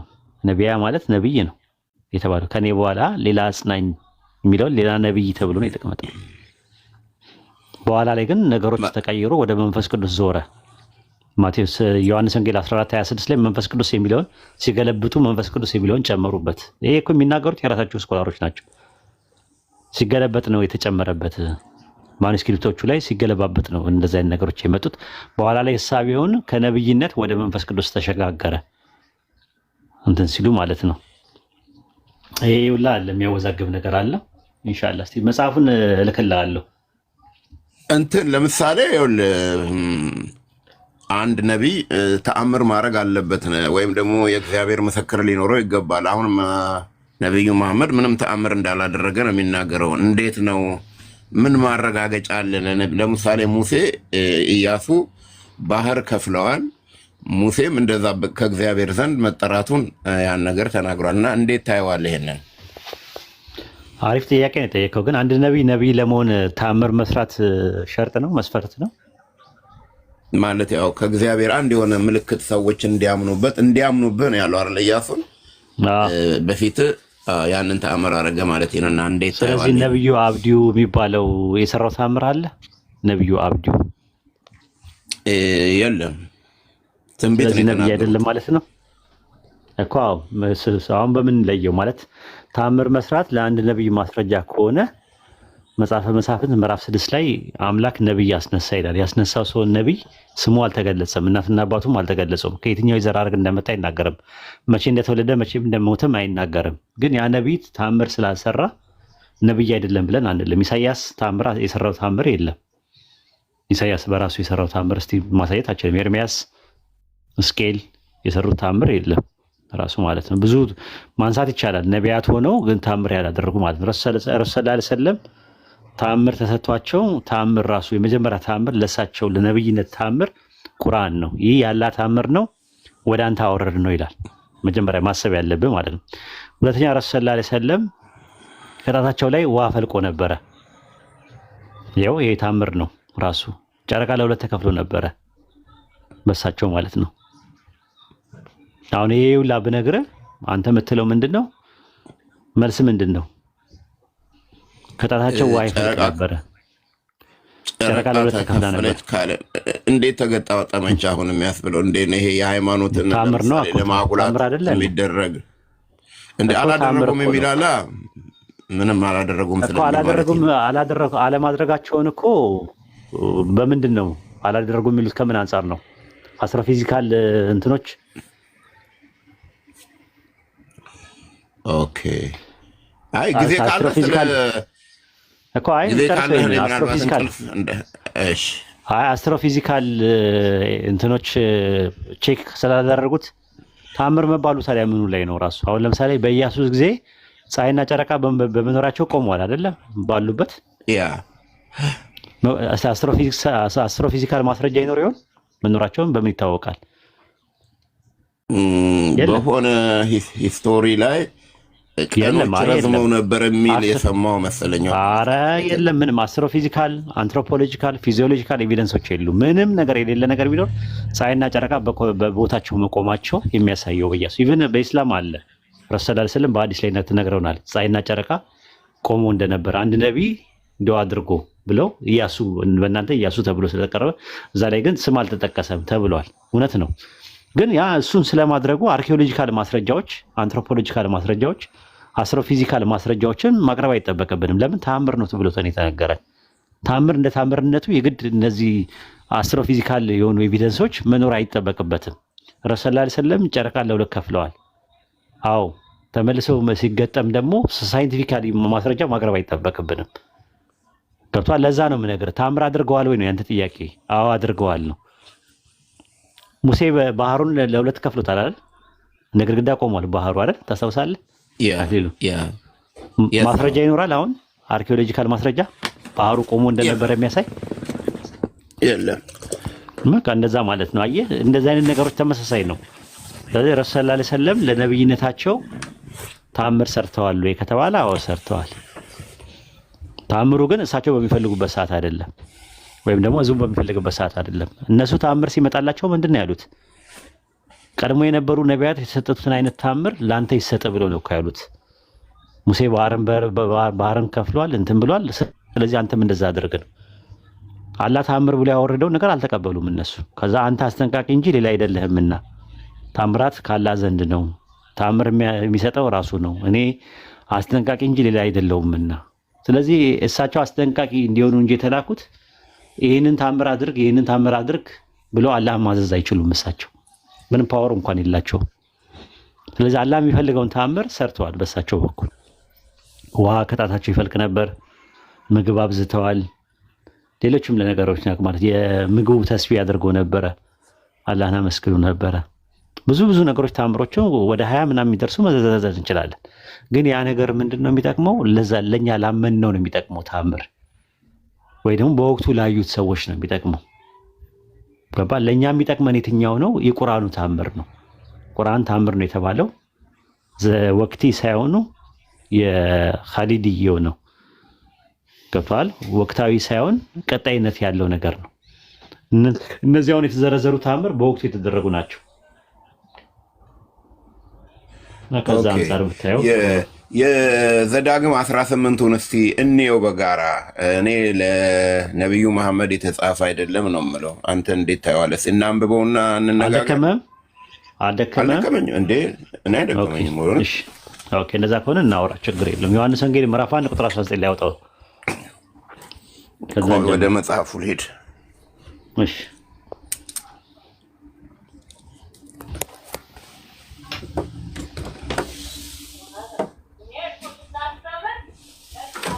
መጽሐፉ ሌላ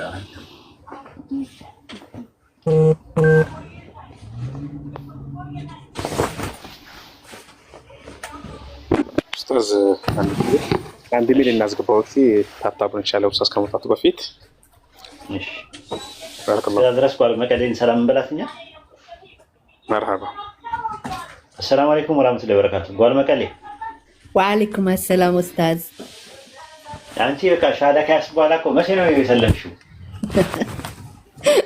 شو عندك زي ونش ሁለት ሳምንት ኦልሞስት አይ ዶንት ኖ አም ናት ሹር ሁለት ሳምንት ይሆነኝ በቃ ከዛ በኋላ ጠፋሽ በቃ ነው ቤት ጠፋሽ እኮ እመጣለሁ እኮ ዋናው ሻሃዳ ነው አዳምጣለሁ ዋናው ሻሃዳ ነው ሻሃዳዬን ከያዝኩኝ እሱ ቤት ምንም አያደርግልኝም አይደለም እዛው በሰበልያ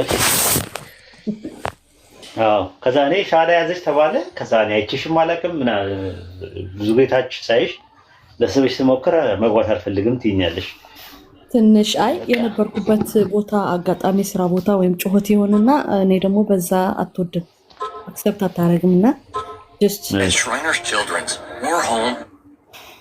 አንዳንድ ጥያቄዎች አሉኝ ግን በኋላ ጠይቃለሁ ዝም ብዬ ልማርና አሁን ወይም ደግሞ ነገ ሌላ ጊዜ ጠይቃለሁ ችግር የለብኝም the next 3-4 days ነፃ ነኝና ችግር ልጠይቅ እችላለሁ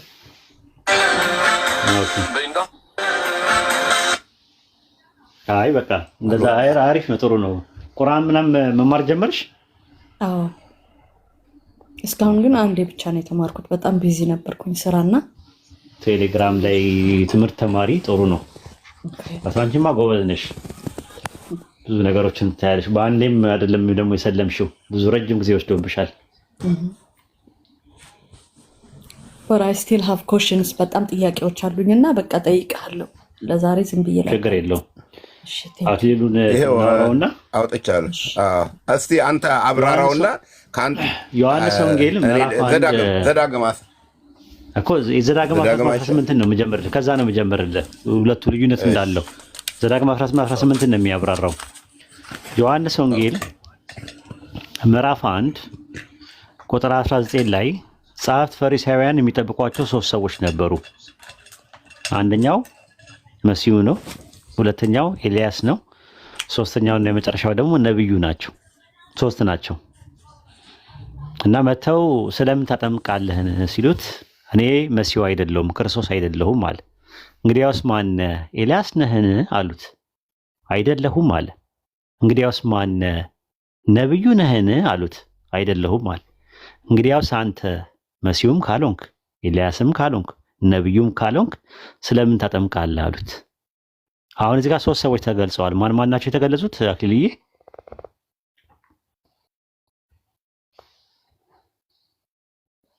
ማን ናቸው የተገለጹት አክሊሉ ያው ያነበብካቸው ማን ናቸው የተገለጹት ማን ብሎ ነው የገለጻቸው መሲሁ ኤልያስ እንደዚህ ነው ሶስት ናቸው ወይም ብለው ነው የጠየቁት ስለዚህ ሶስት የተለያዩ ነው አሁን በመጽሐፍቶቻቸው ሶስቱንም ፈትሻቸው አንደኛ የመጀመሪያ መሲሁ የተባለው መዝሙረ ዳዊት 2:2 ላይ ታገኘዋለህ ስለ መሲሁ ይናገራል መምጣት ሁለተኛ ደግሞ ኤልያስ ይመጣል የሚለው ትንቢተ ሚልክያስ ምዕራፍ 4 ቁጥር 5 ላይ ታገኘዋለህ አሁን ነብዩ ማን ነው ጥያቄው ነብዩ ዘዳግም 18 ላይ ያለው ነው ስኮላሮች ምንድነው የሚሉት አይሁዶች የሚጠብቁት የነበሩት ሶስት ሰዎች ነበሩ ኤልያስን መሲሁንና ከመሲሁ በተለየ መልኩ ዘዳግም 18 ላይ የተቀመጠው አንድ ነብይ አለ ይመጣል ተብሎ የሚጠበቅ ዘዳግም 18 ላይ ከወንድሞቻቸው መካከል እንዳንተ ያለ ነብይ ያስነሳለሁ ይላል የእስራኤል ወንድሞች እነማን ናቸው አክሊልዬ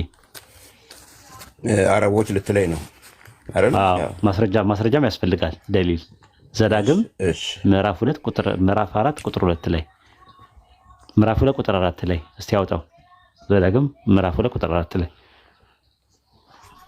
2:4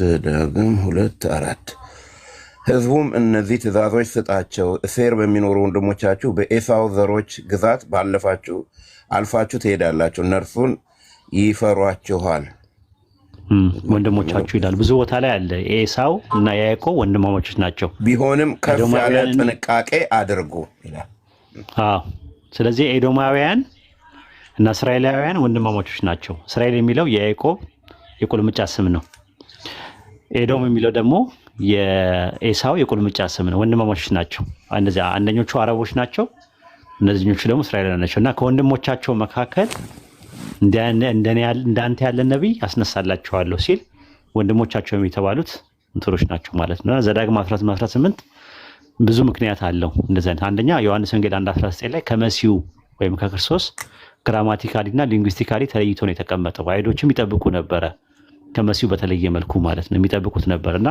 እዛ ላይ ነው ብዙ ስኮላሮች ሲናገሩ አይ ቲንክ ቨርስ ባይ ቨርስ ኮሜንተሪ አለ የስተዲ ላይት የለኝም ስተዲ ላይት ብለህ እንትን በለው ጎግል ላይ አለ። እዛ ላይ ዘዳግም 18 እና ዮሐንስ ወንጌል 1:19 ላይ ማብራሪያው ላይ ሁሉም ስኮላሮች ምንድነው የሚሉት አይሁዶች ይጠብቁ ነበረ። አንድ ታላቅ ነብይ ከመሲሁ በተለየ መልኩ የሚጠብቁት ነበረ። በኋላ ላይ ነው እነሱ እንትን ካለ በኋላ ረሱል ሰለላሁ ዐለይሂ ወሰለም ከመጡ በኋላ ሐሳባቸውን የቀየሩት። ይሄ ነው ራሱ ማለት ነውና እኛ ወደ ፈርዖን መልእክተኛ እንደላክን ወደ እናንተ መልእክተኛ ልከናል አለ። እንደ ሙሴ ያለ ነብይ ያስነሳላችኋል የሚለው የቁርአኑ አንቀጽ እንደዛ ነው የሚለው ማለት ነው። ሱረቱ ሙዘሚል በሚል አንድ እንትን አለ እዛ ላይ ይናገራል። አይ ቲንክ የቁርአኑ አንቀጽ በቃል ያላስታውሰው እና እንደዛ ነው። ከዛ አንፃር ነው አንተ እዚህ ላይ የምትለን ነገር ካለ የሆነ ነገር በለን። ዘዳግም 18 ያለው እላለሁ በደንብ ነው የምለው። ያው እንግዲህ እኔ መጽሐፉ ሰው ነኝ። እንግዲህ አንተ ደግሞ ያው የቁርአን መጽሐፉን ያው የመጽሐፉ ሰው ነህ ማለት ነው፣ ታውቀዋለህ በደንብ። እኔ ደግሞ በመጠኑ ይሄን ነገር ሳየው ምን ይላል ከላይ ጀምሬ ላንብበው ከ13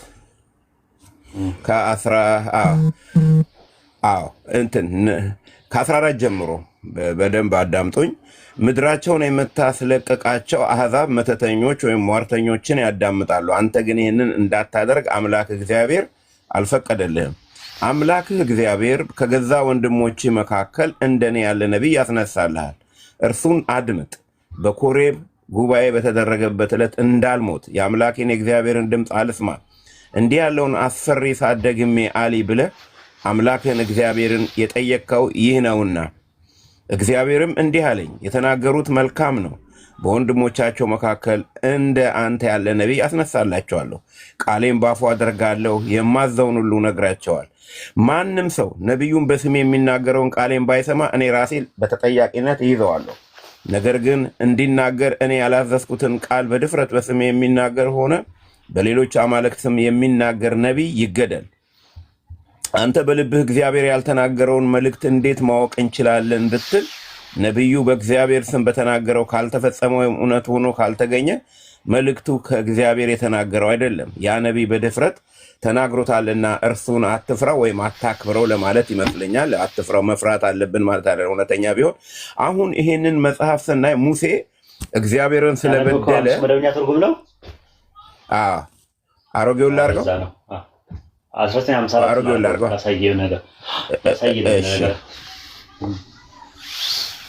እንግዲህ ያው ከ14 ጀምሬ እንደገና ላምባ በድሮ ትርጉም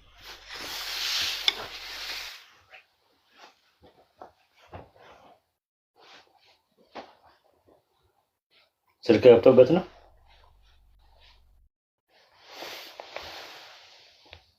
ፓውዝ ነው ስታስ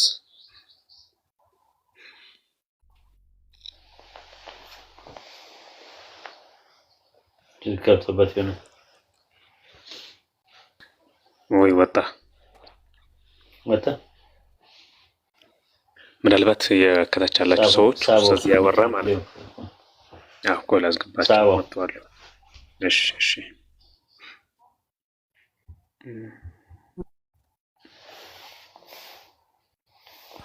ስልክ መጥቶብኝ ነው። ኦኬ አብሽር ቀጥል። የ1954 ያነበብክልን ነበረ። ቁጥር 15 ላይ ገብተሃል። 14ን አዳምጠን ነበረ።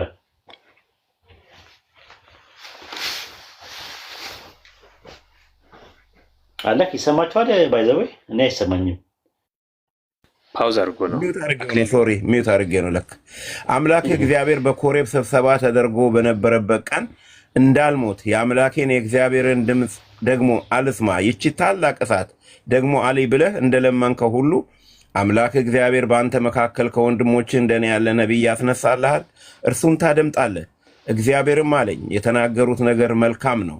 ከወንድሞቻቸው መካከል እንዳንተ ያለ ነቢይ አስነሳላቸዋለሁ። ቃሌን በአፉ አደርጋለሁ፣ ያዘዝኩትን ቃል ሁሉ ይነግራቸዋል። በስሜ የሚናገረውን ቃልን የማይሰማውን ሰው እኔ እበቀልለታለሁ።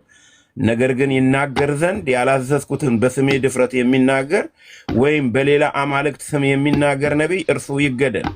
ልብህ እግዚአብሔር ያልተናገረውን ቃል እናውቅ ዘንድ እንዴት ይቻለናል ብትል፣ ነቢዩ በእግዚአብሔር ስም በተናገረ ጊዜ የተናገረው ነገር ባይሆን ባይመጣ ያ ነገር ከእግዚአብሔር ያልተናገረው ነው። ነቢዩ በድፍረት ተናግሮታል፣ እርሱን አትፍራው ይላል።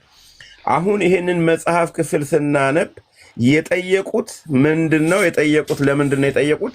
ሙሴ እግዚአብሔርን ስለበደለ ተናገር ሲል ድንጋዩን ስለመታው በሕዝቤ ፊት አላከበርከኝም አልቀደስከኝምና ወደ ተስፋ ምድር አትገባም ብሎታል።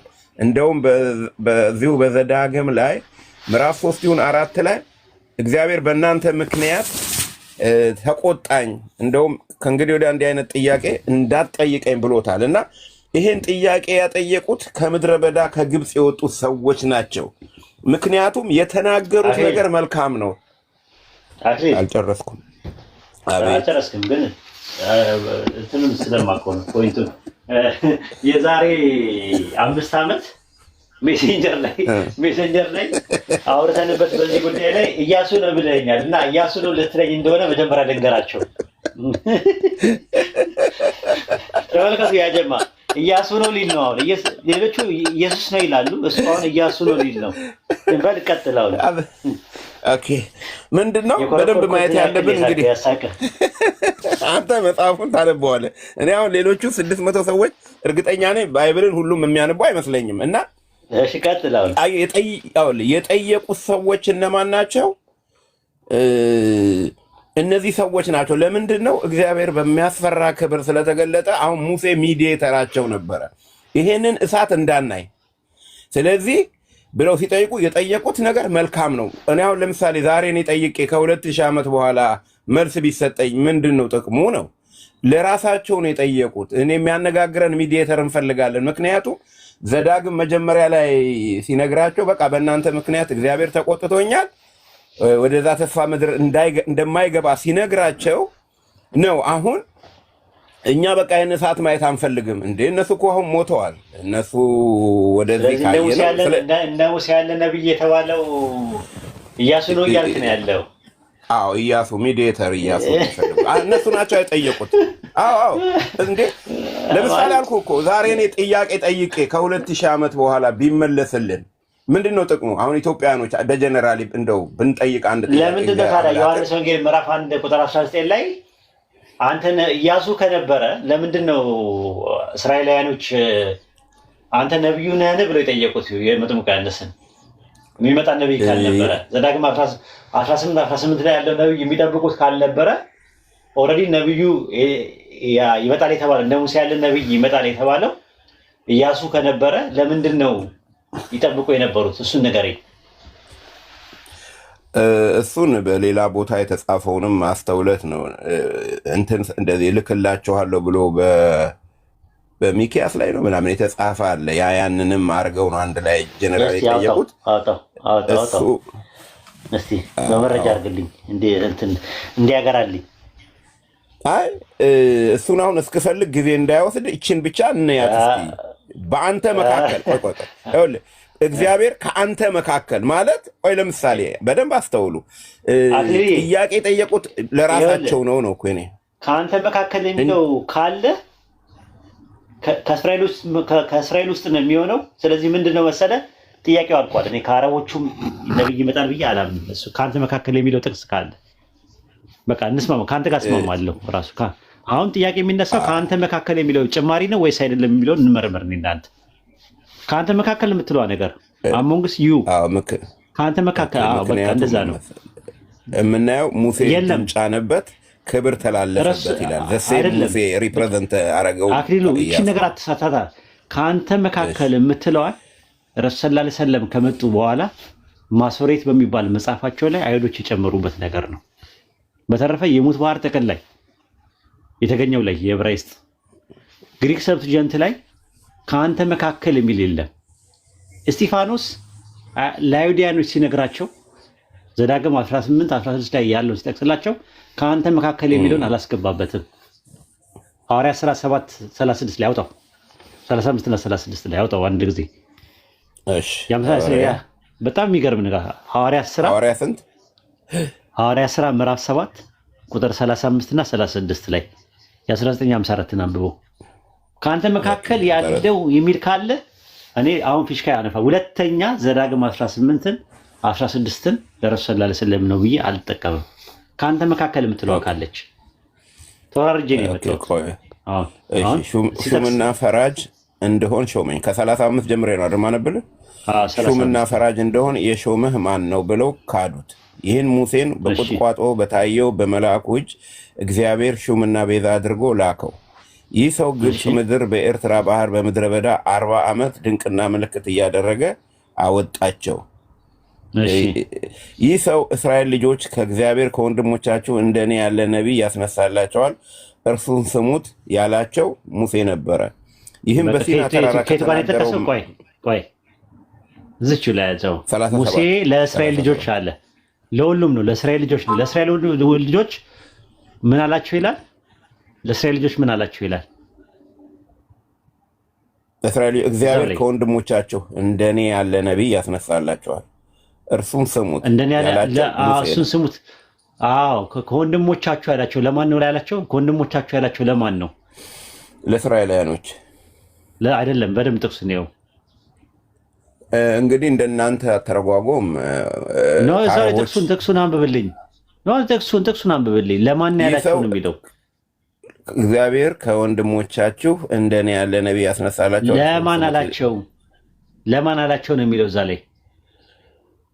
ይሄ እኮ እያነበብኩልህ ነው እኮ አንተ 38 ነው የምትቀጥል እዛው ላይ ያለውን እዛው ላይ ነበር። አሁን ያነበብከው ላይ ለማን አላቸው ነው የሚለው። ሙሴ ለማን አላቸው ነው የሚለው? ለእስራኤል ልጆች። ለእስራኤል ልጆች። አሁን ለእስራኤል ልጆች ምን አላቸው ይላል? እግዚአብሔር ከወንድሞቻችሁ እንደኔ ያለ ነቢይ ያስነሳላችኋል። አዎ ለእስራኤል ልጆች ወንድሞቻቸው እነማን ናቸው? እንግዲህ እንደናንተ አተረጓጎም ያው እንደ ባይብል አረቦች ነው የሚባለው ነው። አይደና ለእስራኤል ልጆች ወንድሞቻቸው ምንድን ናቸው? እሱም ብቻ እንትን በል ችግር የለው። ያው እንግዲህ እንዳንተ እኮ አተረጓጎም ወይም ደግሞ እንደ እስላም እንደ ባይብል ሄድና እንዳንተ ነው እኮ እኔ ምንም ችግር የለብኝም። ሀሳብን ስለማከብር ያንተን ሀሳብ ስማ። እንደኔ ወደኋላ ልመለስ። የተናገሩት መልካም ነው ሲል እነዚህ ሰዎች ናቸው። እንዴት መልስ ከብዙ ዓመት ይሆናል? ለእስራኤል ልጆች ናቸው እኮ የነገራቸው። ለእስራኤል ልጆች ናቸው። ለእስራኤል ልጆች ወንድሞቻቸው እነማን ናቸው ነው ጥያቄው። ለእስራኤላውያኖች ወንድሞቻቸው እስራኤል ልጆች ደግሞ በመሐመድ አይምኑማ። ማየት ያለብህ እኮ ለእስራኤል ልጆች ከተነገረ መሐመድ ነቢይ ሆኖ ተነስቶ ቢሆን አሁን እስራኤላውያኖች በመሐመድ ጋር ምንም ሪሌሽንሺፕ የላቸው። ያምነው አሉ ነው ያምነው አሉ። ግን ከአንተ መካከል የሚለው አለ። እስጢፋኖስ ሲናገር ከዘዳግም 18-16 ላይ ሲጠቅስ ከአንተ መካከል የሚል አለ። እንግዲህ እሱ የተናገረው ይህ ሰው ሀሳቡን እኮ እየተናገረ ያለ ከአንተ መካከል ጥቅስ ነው እየጠቀሰ ያለው። ዘዳግም 18-16 ላይ ያለውን ሲጠቅስ ከአንተ መካከል የሚል ጥቅስ ተጠቅሟል። እስጢፋኖስ ያለን ሲጠቅስ አልተጠቀመም። ለምንድን ነው ያልተጠቀመው መሰለህ? የሆነ አሁን ሀሳብ ስናመጣ ኤግዛክትሊ ዘዳግም 18-16 ላይ ከግሪክ ሰብትጀንትና ከማሶሬት ማን ነው የሚቀድመው? ቀድሞ የተጻፈው ማን ነው? እኔ እነሱን መጽሐፍ አላነበብኩም። በእርግጥ የምትላቸውን መጽሐፍ ግሪክ ሰብትጀንት ላይ ከአንተ መካከል የሚለው የለም። የሙት ባህር ጥቅል ላይ የሚለውም የለም።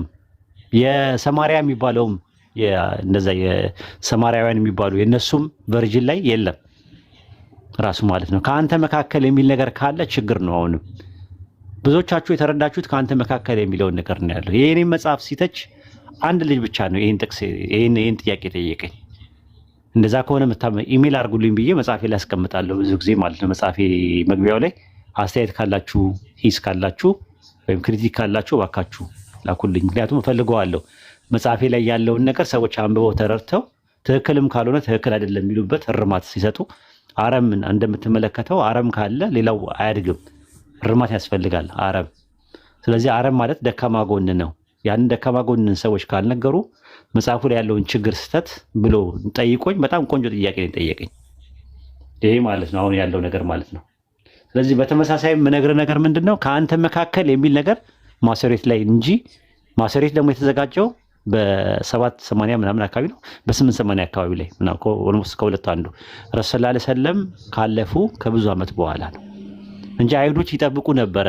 አንተ ኢያሱ ነው ያልከው ልክ አይሁዶች ያሉትን ነው ራሱ ገና። ምክንያቱም የዛሬ 5 ዓመትም ስናወራ ሜሴንጀር ላይ ስናወራ ይህንን ተጠቅሳ ራስህ ስለ ኢያሱ ነው የሚያወራው አልከኝ። እስቲ አሁን ምንድነው የምፈልገው እኔ አንተ ፕሮቴስታንት ነህ አይደል? እንዲያክልልዬ እስቲ የፕሮቴስታንት አንድ ኮሜንታሪ ስጠኝ። ይሄ ዘዳግም 18 ላይ ያለው እንደ ሙሴ ያለ ነብይ የተባለው ኢያሱ ነው የሚል ማስረጃ ይኖር ይሆን? ይኸውልህ ጴጥሮስ አዘ ዱዋል ፕሮፌሲ ኢየሱስን ጠቅሷል። ዘ ሜን ፓርት ለኢየሱስ አይደለም እሱም ለኢየሱስ አይደለም የተነገረው። ይኸውልህ ቆይ አዳምጠኝ፣ እኔን ደግሞ አዳምጠኝ። ይኸውልህ አምላክህ እግዚአብሔር በኮሬብ ስብሰባ ተደርጎ በነበረ ጊዜ ማለት ምንድነው እግዚአብሔር በሰዓት ተገልጦ የተናገረ ጊዜ ያንን ነው የሚያስታውሰው። እንዳልሞት አየፈሩ ማለት ነው። ማን ነው ጠያቂው? እዛ የነበሩት ከግብፅ የወጣው የአምላኬን የእግዚአብሔርን ድምፅ ደግሞ አልስማ ይቺ ታላቅ እሳት ደግሞ አሊ ብለህ እንደለመንከው ሁሉ ማን ነው የለመነው? በዛ ወቅት የነበሩ ሰዎች አምላክህ እግዚአብሔር አላቸው። ደግሞ ሙሴ በአንተ መካከል ከወንድሞቼ እንደኔ ያለ ነቢይ ያስነሳላል፣ እርሱንም ታደምጣለህ። አሁን ሙሴ ይሄ ለምንድን ነው ያለው? አታያትም ወደዛች አትግባ ስለተባለ ሚዲየተሩ ሰው ስለሌለ ፈሩ። ይህን እሳት እኛ መቋቋም አንችልም።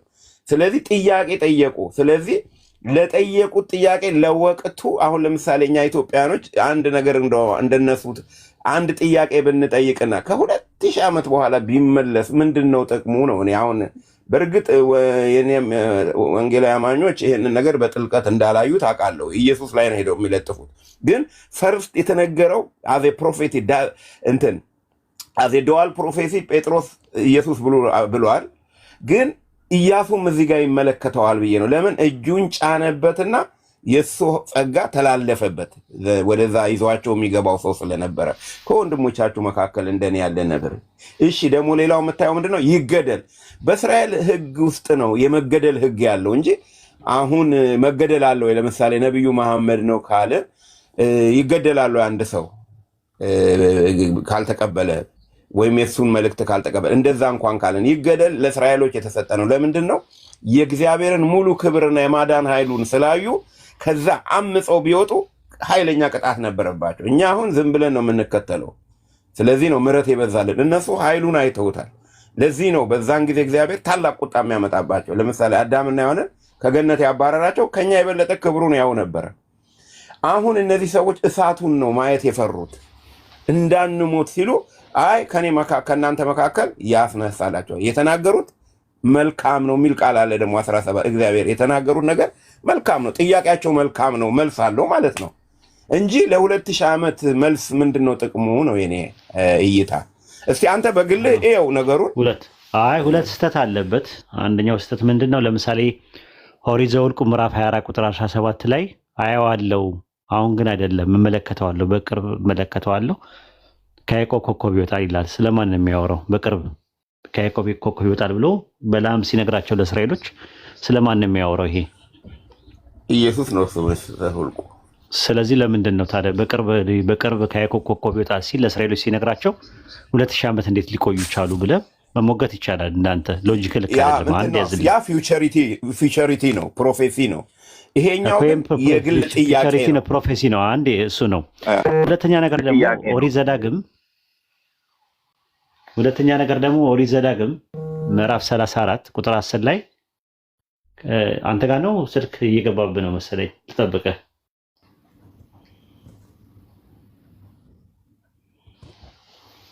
እጠብቅሃለሁ። ትንሽ ስልክ መጥቶ አላዳመጥኩህም። የሆነች አቋረጠኝ። የሆነ ከካናዳ ልጅ ደውሎ ድገመልኝ የሆነ ያልከውን ነገር።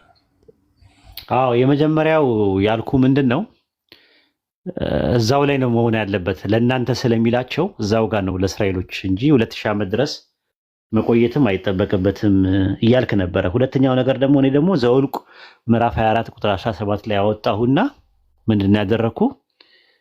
አየዋለሁ፣ በቅርብ አይደለም እመለከተዋለሁ። ከያዕቆብ ኮከብ ይወጣል የተባለው የተነገረው ለእስራኤል ነው። ማን ነው? ለመሲሁ ነው አልክ።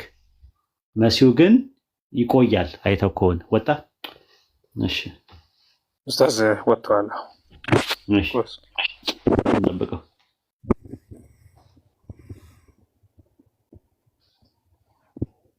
ስልክ ነው የሚያስወጣ። እባክህ እየደወሉ አውራቸው፣ መጀመሪያ አውራቸውና መመለስ ይችላል። እንዳላቋርጥ ብዬ ይጠፋብኛል ብዬ ነው። ተው ቆይ፣ ጽፌለታለሁ። አውራቸውና ችጋ ነው ተረጋግተህ እንድትል ልብህ ኖ አይ ዊል ኮል ዩ ባክ ብዬዋለሁ። ችግር የለም ጽፌለታለሁ። ተናገር አንተ።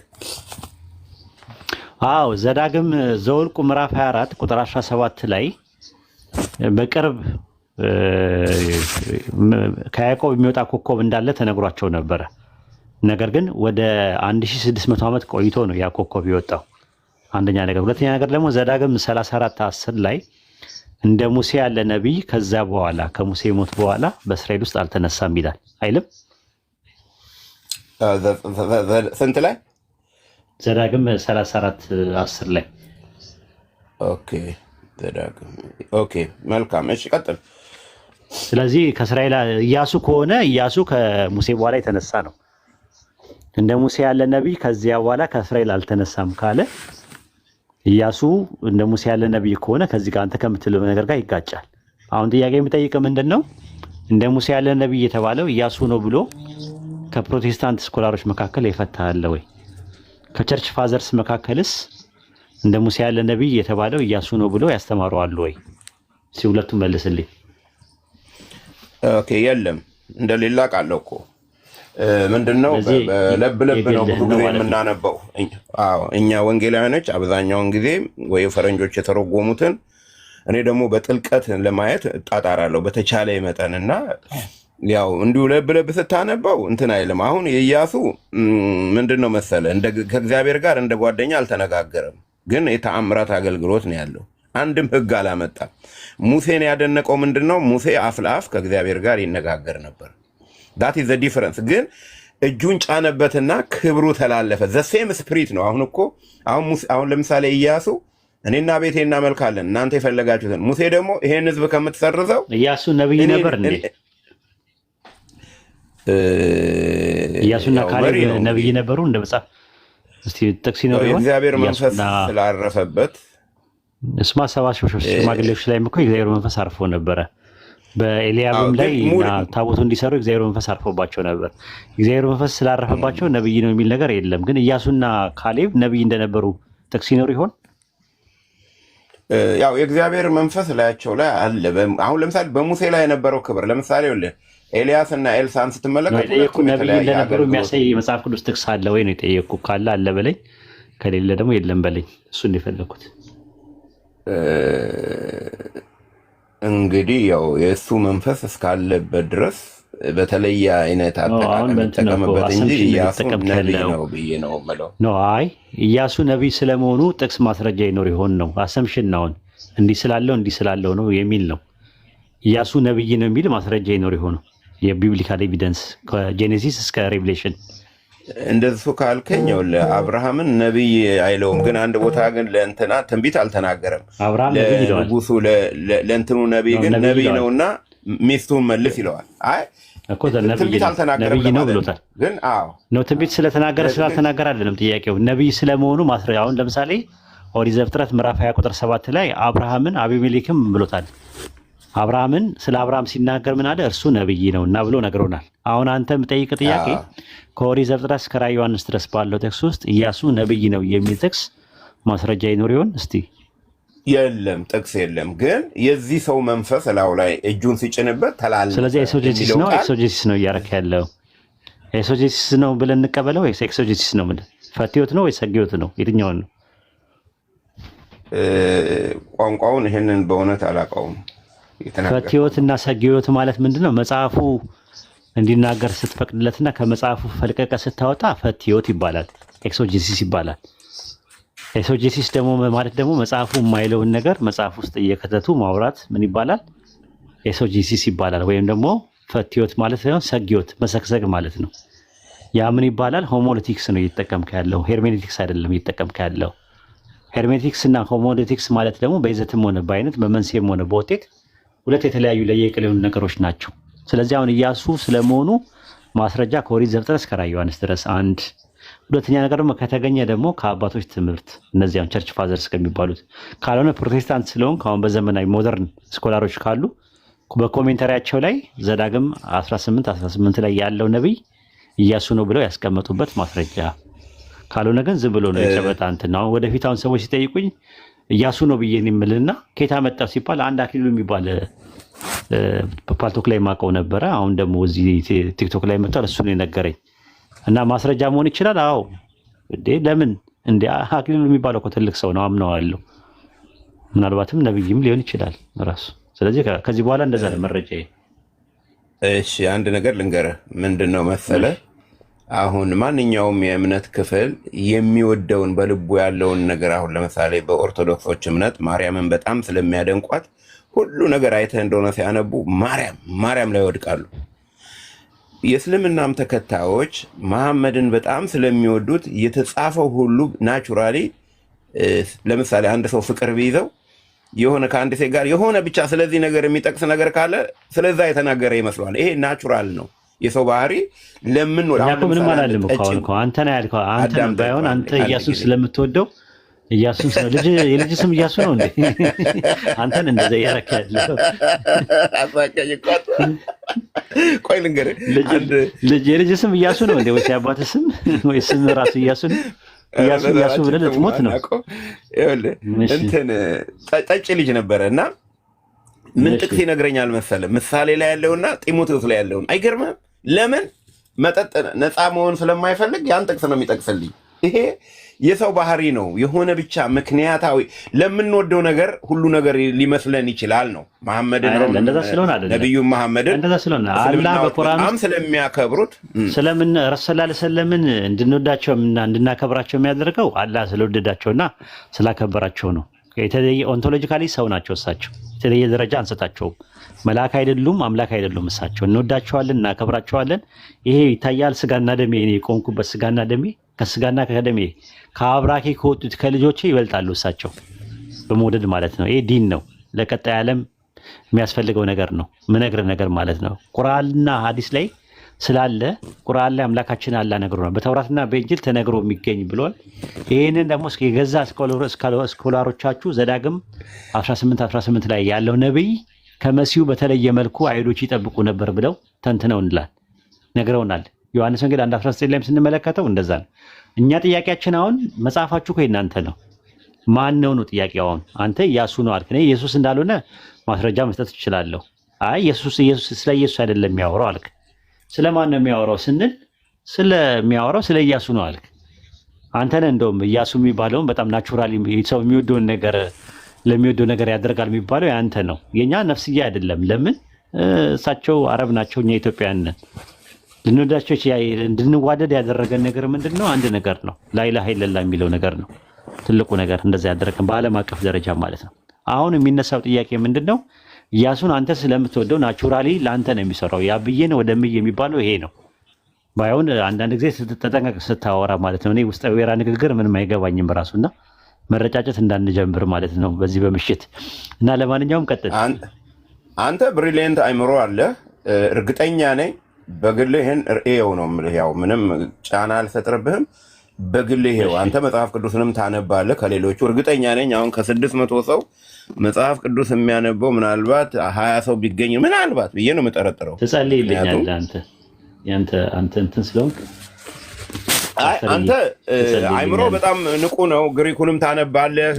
አይ ነው እስቲ ይሄን እኔ በምለው በግልህ ይኸውና ምንም ችግር የለም እኮ ይሄ ቢሆንም ከምንም ጸልይልኝና ያው ኢያሱ እንደሆነ ይገለጥልኝ ይሆናል አንድ ቀን እናንተ ማለት ነው። የጠየቁት አየሁ ምን መሰለህ፣ እንደ ቃሉ ካየ ነው የጠየቁት ነገር መልካም ነው። ማን የጠየቀው ነው? እኔ አባባሌ አሁን እኔ ዛሬ ጠይቄ እኔ ከሞትኩ ወዲያ መልስ ምንድነው ጥቅሙ ነው የኔ እኮ እንትኑ ምንድነው? ለነዛ ሰዎች የተሰጠ መልስ ካልሆነ ዋት ኢዝ ዘ ዩዝ ነው? ምን ያደርግላቸዋል? አየኸው የሩቁ ጊዜ ደዋል ፕሮፌሰር አድርጎ ጴጥሮስ ስለ ኢየሱስ ነው አለ። ግን ኢያሱን የሚያመለክት ጅማሬው አንዳንድ ዲዋል ፕሮፌሲ አለ፣ ሁለት ጊዜ የሚነገር ለሁለት ጊዜ የሚጠቀም አሁንም በሚቀጥለውም ጊዜ ተደግሞ የሚፈጸም እንደዛ አድርጎ ግን ቤዚክ ፈርስት እንትኑ ኢያሱ ነው የነሱ ሚዲየተር ነው።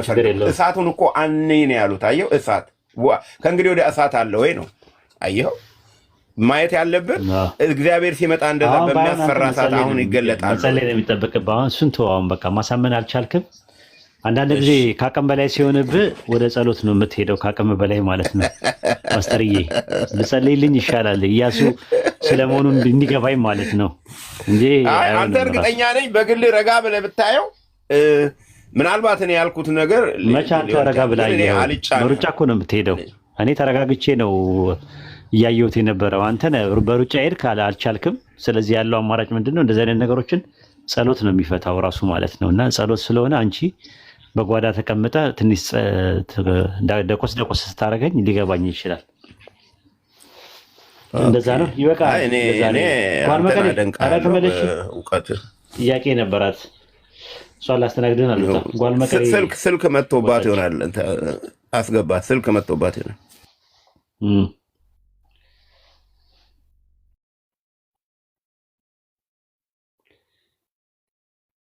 አይቋል መቀሌ ወጣች። በቃ እኛ ምንተኛ እንረፍ። ሰዓቱም ሄደ። እኛ ጋር 0-0 ሊሆን ነው።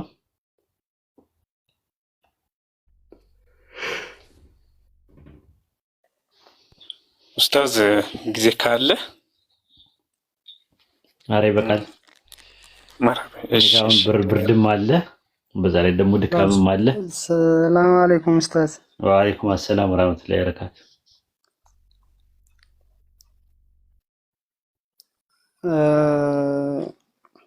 እንደደከመ ይገባኛል፣ ግን አፎን አንድ ጥያቄ መጠየቅ ፈልጌ ነበረ።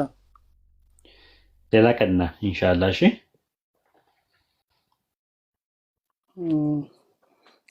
እረፍት እናድርግ። እኔ በስራዬ እንትን እንደዚህ መርሐባ። እሺ መርሐባ። ፈትዋ ነው እኮ የምጠይቀው ደግሞ አይደል? ፈትዋ ነው የፈለከው አይደል?